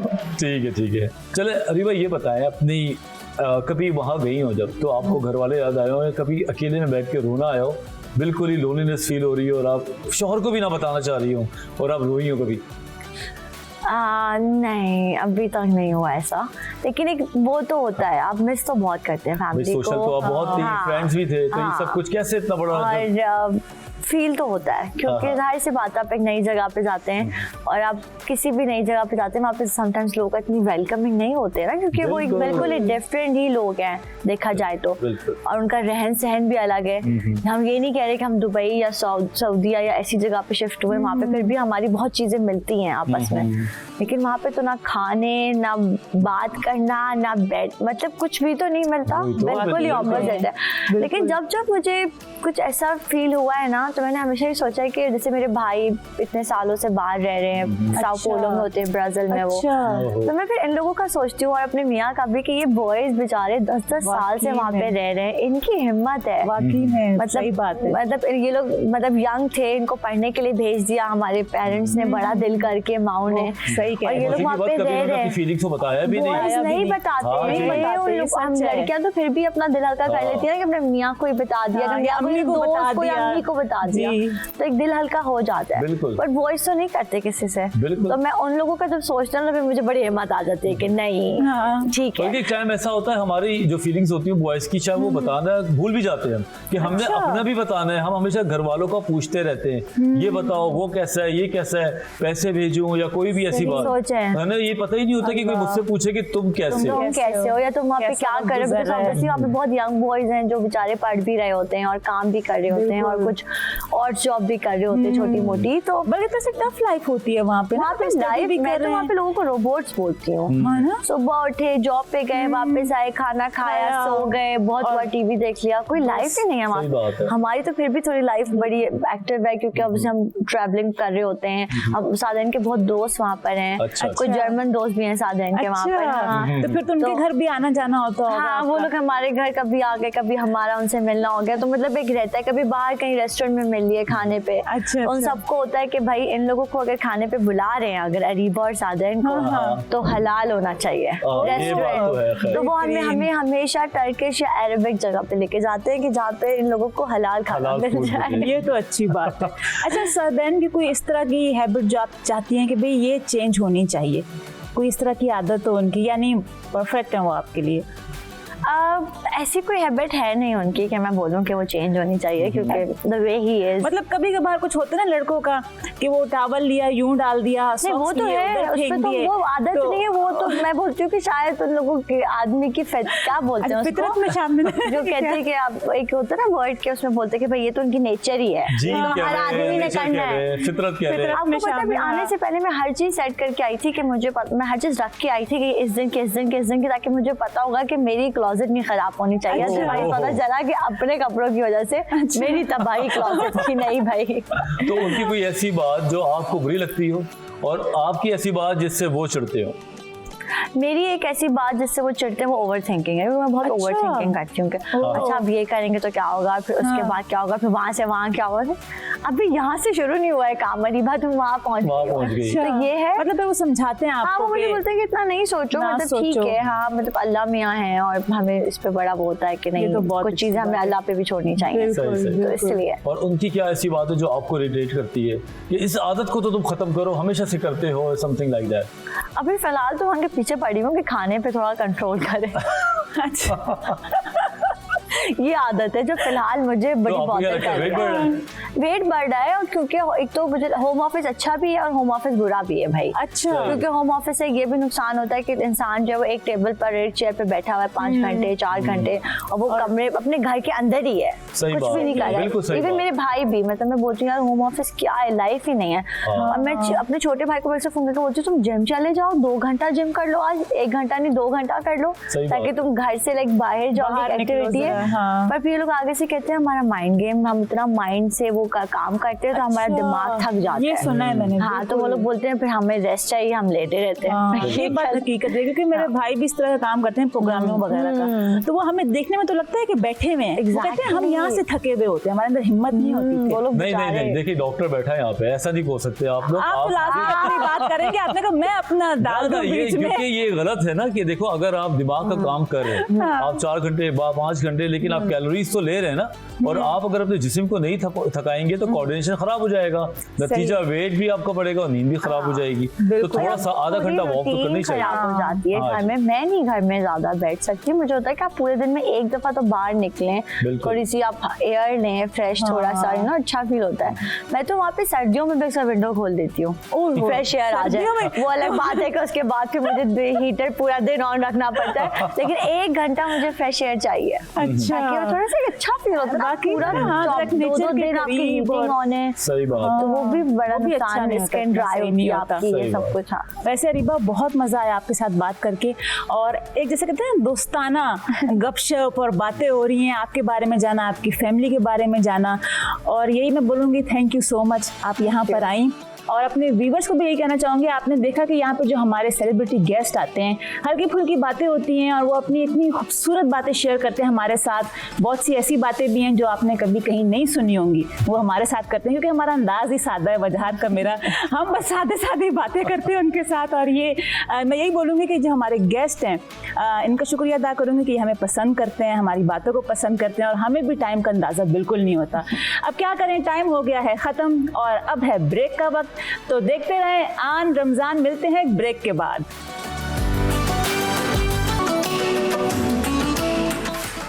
वेलकम बैक नाजरीन, और आप देख रहे हैं आन रमज़ान। नाजरीन, अक्सर देखने में आता है कि अगर कुछ लोग किसी मामले में सखावत का मुजाहरा करें तो उनको कहा जाता है कि ये इसराफ पसंद है, यानी बहुत खर्चा कर रहे हैं।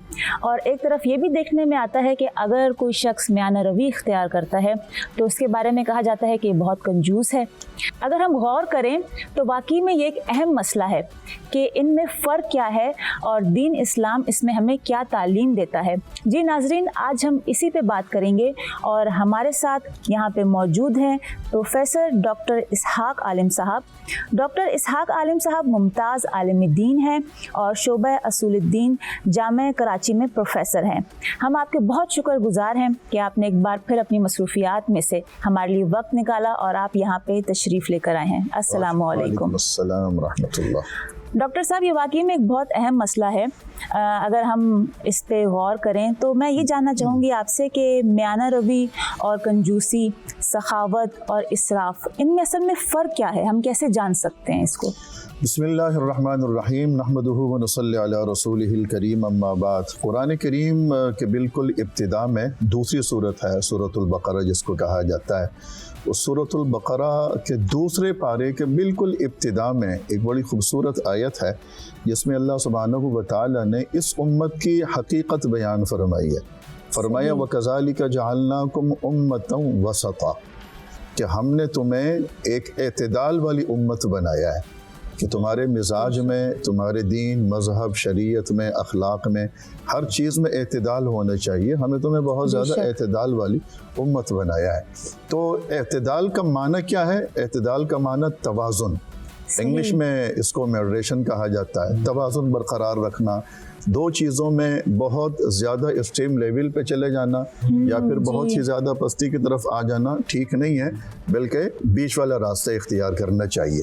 कुरान करीम में अल्लाह पाक फरमाते हैं वला तजहर बिसलातिका वला तुखाफित बिहा वब्तगि बैन ज़ालिका सबीला, कि नमाज में अपनी आवाज़ों को बहुत ज़्यादा बुलंद भी ना करो और बहुत ज़्यादा पस भी ना करो, वब्तगि बैन ज़ालिका सबीला, बल्कि बीच का रास्ते इख्तियार करो, यानी तुम्हारी आवाज़ दरमियानी हो। तो एक और खर्च करने के हवाले से एक और आयत है सूरह बनी इसराइल की, बहुत खूबसूरत आयत है। वला तजअल यदका मगलूलतन इला उनुक़िका वला तबसुतहा कुल्लल बस्ति। फरमाया कि खर्च करने के हवाले से अल्लाह ताला ने बड़ी खूबसूरत ताबीर फरमाई कि अपने हाथ को अपने गर्दन के साथ बांध के ना रखो कि खर्च ही ना कर सको। ये एक ताबीर फरमाई है कि अपने हाथों को अपने गर्दनों के साथ बांध कर ना रखो कि कोई अगर मांगने के लिए आ जाए तो उसको झटक दिया और उसको दिया भी कुछ नहीं और बिल्कुल ही बुखल का मुजाहिरा किया। वला तबसुतहा कुल्लल बस्ति, और फिर फरमाया कि इतना भी खुला ना रखो कि जितना था पास सारा सरमाया, सारा माल खर्च कर दिया। फतक़ूद मलूमन महसूरा, कि कल को अगर अपनी ज़रूरत के लिए माल की ज़रूरत पड़ी और फिर पास कुछ भी ना बचा हो और फिर नदामत, अफसोस, दुख, इन चीज़ों को ही सामने रखा जा रहा हो। तो अल्लाह ताला ने भी मुस्तकिल यही तालीम फरमाई। नबी करीम सल्लल्लाहु अलैहि वसल्लम के सहाबा में एक सहाबी थे, बहुत मशहूर सहाबी हैं, हज़रत अब्दुल्लाह बिन अमर बिन आस रज़ियल्लाहु तआला। सहाबे किराम में इनकी इबादत बहुत ज्यादा मशहूर थी। अच्छा। सहाबा फरमाते हैं कि ये हम में सबसे बड़े इबादत गुजार थे। वाह, सुभान इनके अल्लाह। वालिद ने अल्लाह के रसूल के पास आकर इनकी शिकायत की, अच्छा। और शिकायत भी क्या की, हम तो शिकायत करते हैं कि जी मेरा बच्चा झूठ बोलता है, उसको थोड़ा समझाएं, बिल्कुल। मेरा बच्चा जो है वो बदतमीजी करता है, उसको जी, जी। समझाएं, मेरा बच्चा नमाज नहीं पढ़ता, उसको समझाएं। बिल्कुल ऐसा ही है। लेकिन वहां अब्बा ने आकर शिकायत की कि मेरा ये जो बेटा है ये सारी रात मुसल्ले पर होता है, इसको समझाएं। ओह, अच्छा। ये सारी रात मुसल्ले पर होता मुसल्ले पर होता है, है। इसको समझाएं। घर में बीवी बच्चे हैं, और फिर ये बिलाल आगा बगैर किसी गैप के ये रोजे रखता है। अच्छा। रोज इसका रोजा होता है रमजान के अलावा, यानी नफली रोजों की पाबंदी होती जी, है। जी। तो नबी करीम सल्लल्लाहु अलैहि वसल्लम ने उनको बुलवा दिया। यानी हद से ज्यादा कोई भी अमल हो जी तो वो खराब बिल्कुल। करता है। वही अब रसूलुल्लाह ने उनको बुलवाया, तस्दीक ली, उनसे कंफर्मेशन ली, क्या वाकई तुम ऐसा करते हो? कहने लगे अच्छा। हाँ। हुजूर ने फरमाया एतदाल में आ जाओ, वाह, सुभान रात अल्लाह। को तकसीम कर लो, सोना भी है, बिस्तर पे भी होना है, मुसल्ले पर भी होना है, और उसके अलावा भी जिक्र अस्कार करना है तो वो भी अपनी जगह जरूरी है। दिन भर रोजा रखोगे, मेहमान आएगा जी। तो उसकी खातिर तवाज़ु तो नहीं कर सकोगे, बिल्कुल। घर की दूसरी ज़रूरियात होंगी वो भी नहीं कर सकोगे। फरमाया तुम्हें अल्लाह ताला ने आंखें दी हैं, कान दिए हैं, तुम्हें बॉडी जिस्म अता फर, इन चीज़ों के भी तुम्हारे ऊपर हक है, इनको आराम दो। अच्छा। तो मामला तब खराब होता है जब हम अदम तवाज़ुन के शिकार हो जाते हैं। बिल्कुल। सखावत बुरी चीज़ नहीं है, सखावत तो बहुत अच्छी चीज़ है। हदीस पाक में आता है, हज़रत अबू हुरैरा रज़ियल्लाहु तआला अन्हु की रिवायत है कि नबी करीम सल्लल्लाहु अलैहि वसल्लम ने फरमाया कि जन्नत में एक दरख्त है, उसका नाम सखा है। अच्छा। सखा यानी सखावत, और जो सखावत करने वाले मुसलमान होगा वो उस सखा नामी दरख्त की एक टहनी को पकड़कर जन्नत में दाखिल हो जाएगा। सुभान अल्लाह। और फरमाया कि जहन्नम में एक दरख्त है, उसका नाम बुखल है, कंजूसी, अच्छा, बुखल, कंजूसी। सही। और ये जहन्नमी जो शख्स हो, यानी जो बुखल करने वाला होगा, जी, जी। वो इसकी टहनी पकड़ के जहन्नम में दाखिल हो जाएगा। तो इससे आप अंदाजा लगा सकते हैं कि सखावत कितनी अच्छी सिफ्त है और बुखल कितनी एक बदतरीन किस्म की सिफ्त है कि जो कि इंसान में नहीं होनी चाहिए। अबू हुरैरा रज़ियल्लाहु तआला अन्हु ही की एक रिवायत है, नबी करीम सल्लल्लाहु अलैहि वसल्लम उस हदीस में फरमाते हैं कि सखावत करने वाला इंसान अल्लाह से भी करीब होता है और अल्लाह के बंदों से भी करीब होता है, वो जन्नत से भी करीब होता है। सुभान अल्लाह, सुभान। और फरमाया कि जो बखील इंसान होता है वो अल्लाह से भी दूर होता है, वो जन्नत से भी दूर होता है और अल्लाह के बंदों से भी दूर होता है। जाहिर है कि बखील है, लोग उसे मोहब्बत नहीं करते हैं। बिल्कुल ऐसा ही। और फिर उसके बाद बड़ी खूबसूरत एक बात हुजूर ने इसी हदीस में बयान फरमाई, वो नोट करने वाली बात है, गौर करने वाली बात है। फरमाया कि एक जाहिल सखी इंसान अल्लाह ताला को ज्यादा महबूब है इबादत गुजार बखील इंसान से। अल्लाह, सुभान अल्लाह, एक जाहिल सखी इंसान, समझने वाली बात है, अल्लाह ताला को एक जाहिल सखी इंसान अल्लाह ताला को ज्यादा महबूब है एक इबादत गुजार बखील इंसान से। इससे भी अंदाजा लगा सकते हैं कि सखावत कितना बड़ा अमल है। नबी करीम सल्लल्लाहु अलैहि वसल्लम ने उसी की तलकीन फरमाई। क्या बात है। सखावत से अगर हम बात करें डॉक्टर साहब, तो हज़रत उस्मान गनी रज़ियल्लाहु ताला अन्हु की जो बारे में कहा जाता है कि वो बहुत सखी दिल थे, तो इस बारे में कुछ रोशनी डालिएगा। एक साहब थे, उनके ऊपर तकरीबन 6000 दीनार का कर्ज था। ठीक। परेशान थे, मकरूज हो गए, 6000 दिनार उस वक्त बहुत बड़ी रकम थी। तो ये अबू बकर सिद्दीक रज़ी अल्लाह तआला अन्हु के पास आए कि जी आप मेरी कुछ मदद फरमाएं। ठीक। अच्छा। उन्होंने फरमाया कि तुम उस्मान के पास जाओ, अच्छा। तुम उस्मान के पास जाओ और अपना मसला उनको बताओ। ये साहब कहते हैं कि मैं हज़रत उस्मान बिन अफ़्फ़ान रज़ी अल्लाह तआला अन्हु के मकान पे आया और मैं दस्तक देने लगा तो अंदर से आवाज़ आ रही थी, हज़रत उस्मान अपने बच्चों को डांट रहे थे। अच्छा। हज़रत उस्मान अपने बच्चों को डांट रहे थे और फरमा रहे थे कि तुम खाने में इतना इसराफ करते हो कि तुम्हें दूध में भी अब शहद ज़रूर ही मिलाना होता है, बगैर शहद मिलाए तुम दूध नहीं पी सकते, तुम्हारे हलक से शहद नहीं उतरता, तुम ये फजूल खर्ची करते हो, तुम यहाँ इतने ज़्यादा खर्च करते हो, वगैरह वगैरह। तो ये साहब कहने लगे कि मैंने नीयत की कि अब इनसे बात करने की ज़रूरत नहीं है, तो अपने बच्चों के हवाले से इतने सख्त हैं तो ये मुझे क्या देंगे। अच्छा। तो फरमाने लगे कि चूँकि मैं दस्तक दे चुका था तो उस्मान थोड़ी देर के बाद आ गए। मुझे अंदर लेकर गए, बिठाया और कुछ खातिर तवाज़ो की, फिर दरियाफ़्त फरमाए कि बताओ कैसे आए थे। तो कहने लगे कि मुझे अब झिझक हुई क्योंकि मैं वो सुन चुका था। अच्छा, उन्होंने उनको बताई ये बात। अच्छा, अपने आप से बात। हाँ, अपने आप से वो सोच रहे थे मैंने वो डांट डपट तो सुन ली, सही। मुझे झिझक हुई कि बताते हुए, तो मैंने नहीं बताई। तो उन्होंने फरमाया कि बताओ तुम्हें अबू बकर ने क्यों भेजा है।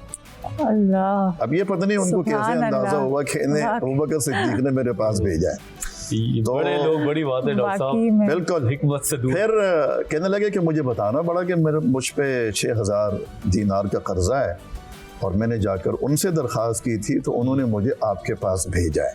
अच्छा। तो हज़रत उस्मान ने फरमाया कि अच्छा, तुम जो तुम्हारे सामने रखा है ये खाओ पियो और फिर तुम्हारे मसले को देखते हैं। कहने लगे कि जब मैं फारिग हुआ तो उन्होंने अंदर से 6000 दीनार का थैला ला के मुझे दे दिया, ये लो। और फिर जब मैं जाने लगा तो मुझे जाने के लिए मेरे पास सवारी नहीं थी, मैं पैदल था, तो मुझे सवारी भी अता की। सुभान अल्लाह, ये सवारी भी लो। तो कुरान करीम में सहाबे किराम की वो जो अल्लाह ताला ने तारीफ फरमाई है ना, वयुसिरून अला अनफुसिहिम वलौ कान बिहिम खसासा, कि माल की ज़रूरत खुद को बहुत ज़्यादा है लेकिन दूसरों को अपने ऊपर तरजीह देते हैं, दूसरों की ज़रूरत को अपने ऊपर तरजीह देते हैं। ये हज़रत उस्मान रज़ियल्लाहु तआला अन्हु का एक ख़ास वस्फ़ था। ये मैंने आपको एक वाक़या सुनाया है इनकी सखावत का, कि अपने ऊपर खर्च करना और अपने घर के ऊपर खर्च करना उनकी तरजीह नहीं था, सही, लेकिन दूसरों के ऊपर खर्च करना उनकी तरजीह था। वो जो बीर उस्मान जो मदीना मुनव्वरा में आज भी है, हज़रत उस्मान रज़ियल्लाहु तआला अन्हु ने एक यहूदी से वो कई हजार 12,000 दिरहम और दीनार खर्च करके वो कुआं खरीद के मुसलमानों के लिए वक्फ फरमा दिया था, सिर्फ इस वजह से कि रसूलुल्लाह ने फरमाया था कि जिसने ये अमल किया तो अल्लाह ताला उसकी बख्शिश फरमा देंगे। तो हज़रत उस्मान तो बहुत बड़ी मिसाल है। अगर हम हज़रत उस्मान रज़ियल्लाहु ताला अन्हु के वाक़यात पे बैठ जाएं तो माशाल्लाह से एक से बढ़ के एक बेतहाशा बात है जो ये अक्कासी करती है। नाज़रीन, अभी हम छोटे से ब्रेक पे डॉक्टर साहब जा रहे हैं। सवाल मेरे पास बड़ा मौजूदा दौर से वाबस्ता है। ये जो हम शादियाँ करते हैं अपने माशरे के अंदर, लंबी लंबी शादियाँ, खूब सारा पैसा खर्च करना, लेविश किस्म के खाने, ये सारी चीज़ें किस कदर ज़रूरी हैं और कहाँ पे इसे ब्रेक लगना चाहिए। लेकिन ये सवाल मैं आपके पास छोड़ के जा रहा हूँ। छोटे से ब्रेक के बाद हाजिर होते हैं, कहीं नहीं जाइए।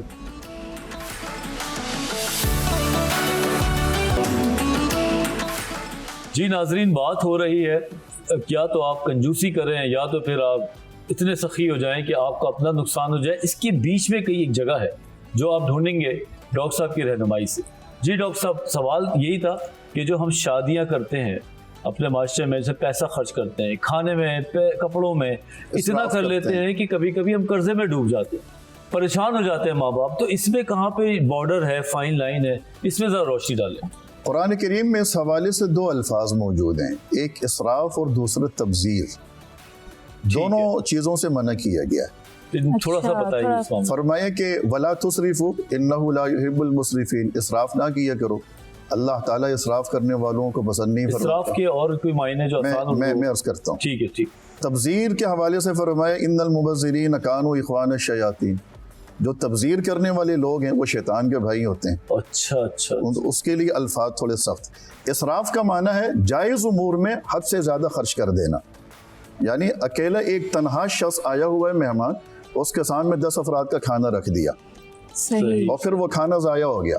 जैसे हम होटलों में, रेस्टोरेंट वगैरह में मंगवा लेते हैं खाना, बहुत ज़्यादा मंगवा लेते हैं और फिर वो ज़ाया हो जाता है। और आप अरब की मिसाल ले लें कि अरब में सखावत बहुत ज्यादा है लेकिन लिमिट नहीं। लोगों को क्या है जो पार्सल करवा लेते हैं। अच्छी बात है, ज़ाया होने से बच जाता है, कम से कम। बिल्कुल अच्छी बात है। और अरब की मैंने मिसाल दी कि अरब में सखावत बहुत ज़्यादा है लेकिन आप देखें तो वहाँ इसराफ भी बहुत ज़्यादा है। बिल्कुल। उसी खाने पीने के हवाले से मशहूर है कि सऊदीया के एक शहर में जितना इसराफ होता है वो अगर सारा इकट्ठा कर लिया जाए यौमिया, तो उससे एक छोटे से इलाके के खाने पीने का इंतज़ाम हो सकता है। ये बात मशहूर है, बड़ा फैक्ट है। बिल्कुल। और तब्जीर क्या चीज़ है? तब्जीर का माना है नाजायज़ उमूर में माल खर्च करना। अच्छा। शराब नोशी पे, जुए के अड्डे पे, नाजायज़ उमूर में माल खर्च कर, तभी उसकी मुज़म्मत ज़्यादा है। सही। और उसके मुकाबले में यहाँ थोड़ा सा हाथ हल्का रखा गया है। तो इसराफ का मफहूम जो है ये हर ज़माने के एतबार से मेरी राय इसमें यह है कि थोड़ी सी मुख्तलिफ होती है। अच्छा। वो जैसे मैं उसकी मिसाल दूं कि नबी करीम सल्लल्लाहु अलैहि वसल्लम के विसाल के बाद जब सहाबे किराम का ज़माना आया तो सहाबे किराम में एक सहाबी हैं हज़रत अबू ज़र ग़िफ़ारी रज़ियल्लाहु तआला अन्हु, वो भी कमाल सहाबी थे। और उनके बारे में आता है कि जब वो किसी दस्तरखान पे 2 तरह का सालन देख लेते तो डांटते थे। अच्छा। और फरमाते थे कि एक सालन से क्या तुम्हारा पेट नहीं भरता? बताएं। लोग उनसे कहते थे कि जी क्या हुआ 2 सालन हो गए तो क्या मसला? वो फरमाते थे कि नहीं, मैंने रसूलुल्लाह के दस्तरखान पर कभी 2 सालन नहीं देखे। सुभान अल्लाह, सुभान अल्लाह, तो सुभान जब अल्लाह। मैंने हुजूर के दस्तरखान पर कभी 2 सालन नहीं देखे तो फिर ये इसराफ है। फिर हमें भी 1 सालन पे गुजारा करना चाहिए। लेकिन असल जो उसकी हकीकत है वो ये है कि रसूलुल्लाह के ज़माने में तंगी बहुत ज़्यादा थी। सही। जो एक हकीकत है, फैक्ट है, सच बात है। बाद में फरावानी होगी, खुशहाली आ गई। सही। तो सहाबा हज़रत अबू ज़र ग़िफ़ारी को यही बात समझाते थे कि जी उस ज़माने में तंगी थी, अब खुशहाली आ गई है। अच्छा। हम खा रहे हैं लेकिन ज़ाया नहीं कर रहे हैं, हम उसको खा रहे हैं, हम इस्तेमाल कर रहे हैं, लिहाजा इसमें कोई हरज नहीं है। सही। तो एक ज़माना था, कहा जाता था कि इंसान की ज़िंदगी गुजारने के लिए 3 से 4 सूट काफ़ी होते हैं, बिल्कुल। और इससे ज़्यादा अगर हो गए तो वो इसराफ में चला जाता है। जी। लेकिन अभी आजकल तो अलग ही अभी हिसाब आप हो गया। देखें तो नाइट सूट भी कई तरह के होते हैं। हाँ। ऑफिस जाने के लिए भी 8, 10, 12 किस्म की शर्टें होती हैं, सही सूट बात। होते हैं हमारे बिल्कुल पास, ऐसे ही। टाइयां भी वो अलमारी बहुत भरी आला। भी होती है, फिर भी समझ अलमारी नहीं आ भरी रहा भी था क्या होती है। पहने क्या करें। शादी ब्याह में जाने के लिए अलग हमें 2-4 सूट रखने होते हैं। ख़वातीन की अलमारियाँ उबल के बाहर आ रही होती है, बिल्कुल। लेकिन शादी पे वो यही कहती हैं कि हमारे पास कपड़े नहीं है बिल्कुल ऐसे ही, और हमें नया जोड़ा दिलाया जाए, या वो खुद अपने पैसों का लेती है। बिल्कुल ऐसे ही है। मैं आपकी तरफ भी आ रहा हूँ। जी जी। ये चैनल के एंकरों को देख लें तो इनके भी बेतहाशा सूट होते हैं। तो अब ये भी देखा जाए तो एक ज़रूरत हो गई है मुआशरे की और समाज जी की। जी। एक ज़माने में कह सकते थे ये कि ये फजूल खर्ची है, लेकिन आज लगता है ज़रूरत बन गई बिल्कुल, है। अब ज़रूरत बन गई, रिक्वायरमेंट हो गई है इदारों की, जगहों की, और उसके बगैर अब काम नहीं बन पा रहा। तो लिहाजा इन चीज़ों से हटकर जो मामलात होंगे वो इसराफ में आएंगे। जैसे मिसाल के तौर पे हमारी शादी ब्याह की तकरीबात की आपने बात की, शादी ब्याह की तकरीबात में अब हज़रत अबू ज़र ग़िफ़ारी तो 1 सालन से ज़्यादा मना करते थे, देखिए आप। लेकिन यहाँ तो बाज़ औक़ात सालन 2-3 तरह का हो जाता है, चावल भी बाज़ औक़ात 2-3 तरह के हो जाते हैं, पुलाव भी है तो बिरयानी भी है। फिर कहते हैं कि जी सूखा आइटम भी होना चाहिए, तो उसमें कबाब भी आ जाते हैं, तो बारबेक्यू में कुछ चिकन टिक्का शिक्का ये चीज़ें भी आ बिल्कुल, जाती हैं। जी। ठीक है, अगर आप समझते हैं कि आपको अल्लाह ताला ने बहुत ज़्यादा खुशहाली अता फरमाई है, बहुत ज़्यादा नवाजा है, और आप उसी को मद्देनज़र रखते हुए अपने मेहमानों की बहुत ज़्यादा खातिर तवाज़ो करना चाहते हैं, जी। तो इस बात का पहले तसव्वुर कर लें कि ये ज़ाया नहीं होगा। ये अच्छा, बड़ा पॉइंट है। ये सही। पॉइंट सही है। अगर वो ज़ाया नहीं होगा जी। और आपके मेहमान उससे महजूज होंगे, खा लेंगे, ख़त्म हो जाएगा, ज़ाया नहीं होगा, फिर सही सही बात तो है। ठीक है। बेहतरीन बेहतरीन। लेकिन अगर आप कहते हैं कि समझते हैं कि नहीं ज़ाया होगा, और मेरा ख्याल भी यही है कि अगर सालन एक हो, चावल भी का वो भी एक हो उसकी डिश, हाँ। और मीठे की भी 1-8 डिश हो, टिक्के की भी 1-8, तो वो काफ़ी हो जाता है।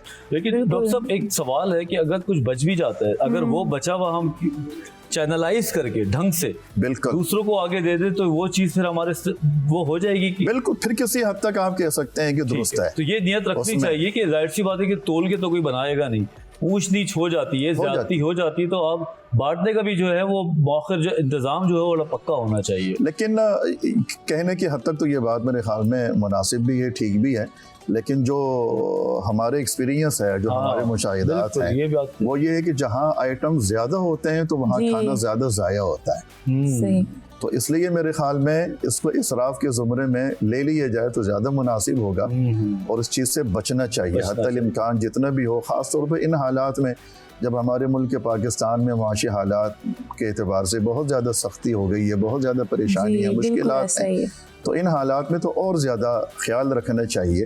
मैंने हज़रत उस्मान बिन अफ़्फ़ान का जिक्र करके उनका वाक़या सुनाया कि वो तो अपने घर में इतना ख्याल रखते थे हाँ कि ताकि हम बचा बचा के दूसरों के ऊपर खर्च करें। वाह जी वाह, सुभान अल्लाह। लेकिन यहाँ हमारा जो रवैया और तर्ज अमल है वो अलग है।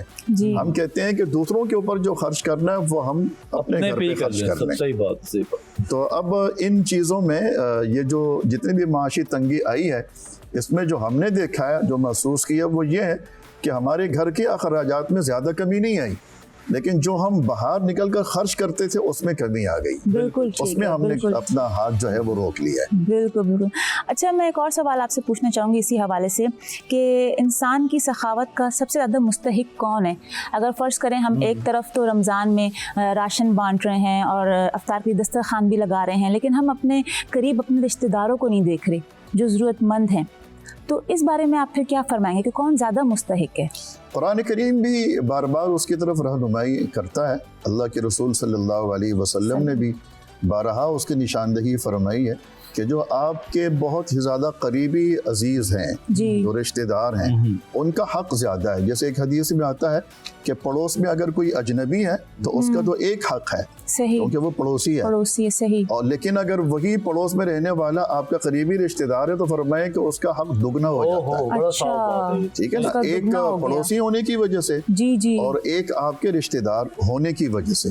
खर्च करने के एतबार से भी जो हमारी दीन की तरजीहात हैं और जो उसूल है वो यही है कि अपने करीबी जो लोग हैं उनको ज़्यादा देखा जाए। सही। जब उनकी ज़रूरत पूरी हो जाए तो फिर बाहर वालों की ज़रूरत को देखा जाए। नबी करीम सल्लल्लाहु अलैहि वसल्लम इसी बात की तलकीन फरमाते थे और फरमाते थे कि इन लोगों के ऊपर आप खर्च करेंगे तो उसमें आपको अजर भी दुगना मिलेगा। अच्छा, जैसे रिश्तेदार अगर पड़ोसी हो जाता है उसका अजर दुगना है, उसका हक दुगना है, तो अगर करीबी रिश्तेदार के ऊपर खर्च करते हैं तो उसका अजर भी दुगना है। और जब आपको ये पता चलता है कि इस चीज का या इस नेकी का अमल दुगना हो रहा है तो फिर आप उसको ज्यादा करने की कोशिश भी करेंगे। बिल्कुल, उसको ज्यादा करने की कोशिश करनी चाहिए। और हमारे आसपास के जो रिश्तेदार होते हैं उनमें इस किस्म के लोग होते हैं, तो हमें ख्याल रखना चाहिए। बहुत बहुत शुक्रिया डॉक्टर साहब। वो बहुत ही अमलन टॉपिक्स थे जो हमारे ज़िंदगी के आगे पीछे अगर हम कर ले तो ज़िंदगी में बेहतरी भी आ जाए, खूबसूरती भी आ जाए। वक्त की महदूद होने की हमेशा से शिकायत रही है। दुआ करा लीजिए, फिर अफ्तारी का टाइम हुआ चाहता है। अल्हम्दुलिल्लाहि रब्बिल आलमीन वल आक़िबतु लिल मुत्तक़ीन वस्सलातु वस्सलामु अला खैरि खल्क़िही मुहम्मद व अला आलिहि व अस्हाबिही अजमाइन। रब्बना ज़लमना अनफुसना व इल्लम तग़फिर लना व तरहमना लनकूनन्ना मिनल ख़ासिरीन। परवरदिगार हमारे गुनाहों को माफ़ फरमा दीजिए, हमारी ख़ताओं को माफ़ फरमाइए, हमें अपनी रज़ा अपनी मोहब्बतों से नवाज दीजिए, अपने कहर से ग़ज़ब से नाराज़गियों से मुकम्मल महफूज रखिए। उम्मत मुस्लिमा में जो जो बीमार हैं, मरीज़ हैं, परवरदिगार सब कुछ शिफ़ाए कामिला अता फरमाइए। मरहूमीन मरहूमात की कामिल मग़फ़िरत नसीब फरमाइए। रमज़ान की चंद घड़ियाँ रह गई हैं, इलाहुल आलमीन इनके बक़िया दिनों और रातों को इस तरह गुजारने की तौफ़ीक़ अता फरमाइए कि जो आपकी रज़ा और खुशी का सबब और बायस बन जाएं। परवरदिगार आपको राज़ी करने की तौफ़ीक़ मरहमत फरमाइए। हमारी हर किस्म की ज़रूरत को, हमारी हाजत को पूरा फरमाइए, हमारी मदद फरमाइए। मुल्क पाकिस्तान के हालात पर रहम फरमाइए, यहाँ की सियासत और यहाँ की मईशत को इस्तेहकाम कामिल अता फरमाइए। वसल्लल्लाहु तआला अला खैरि खल्क़िही मुहम्मद व अला आलिहि व अस्हाबिही अजमाइन बिरहमतिका या अरहमर राहिमीन। नाज़रीन, अब हमारे जाने का वक्त है। बस जाने से पहले यूँ हम इस चीज़ को समाप्त करेंगे कि बहुत ज़्यादा ख़ुद पसंदी जो है वो अगर आपके साथ ज़िंदगी में लग जाए तो फिर आपको लोग नज़र नहीं आते, आपको सिर्फ अपना आप ही नज़र आता है। अपने लिए आप चीज़ें ख़रीदते रहते हैं, महंगे महंगे खाने खाते रहते हैं और आप खुशी की तरफ जाते हैं। लेकिन अगर आप अपने अतराफ़ में देखें, अगर कोई शख्स बहुत ज़्यादा बेचारा परेशान है, ख़ास तौर पर पैसों के हवाले से जो हमारे पाकिस्तान के हालात हैं, तो अपनी उस बहुत सारे जोड़ों में से या बहुत महंगे महंगे खानों में से अगर एक डिश वहाँ पे रख कर आ जाएंगे तो यकीन करें आपकी ही खुशी दुबाला होगी। जिस खुशी के लिए हम अपने ऊपर खर्च करते हैं, लेकिन हमें ये डायमेंशन नहीं पता कि अगर हम दूसरे को मदद करते हैं तो जो खुशी का हमें एक लेवल मिलता है वो शायद हमें पता चल जाए तो हम दूसरों में बांटना शुरू कर दें। अब बस जाने का टाइम है। मुझे और शेफ़ अम्मारा को इजाज़त दीजिए। इंशाअल्लाह ताला कल दोबारा मिलेंगे। जब तक के लिए अल्लाह हाफ़िज़। देखते रहिए आन रमज़ान।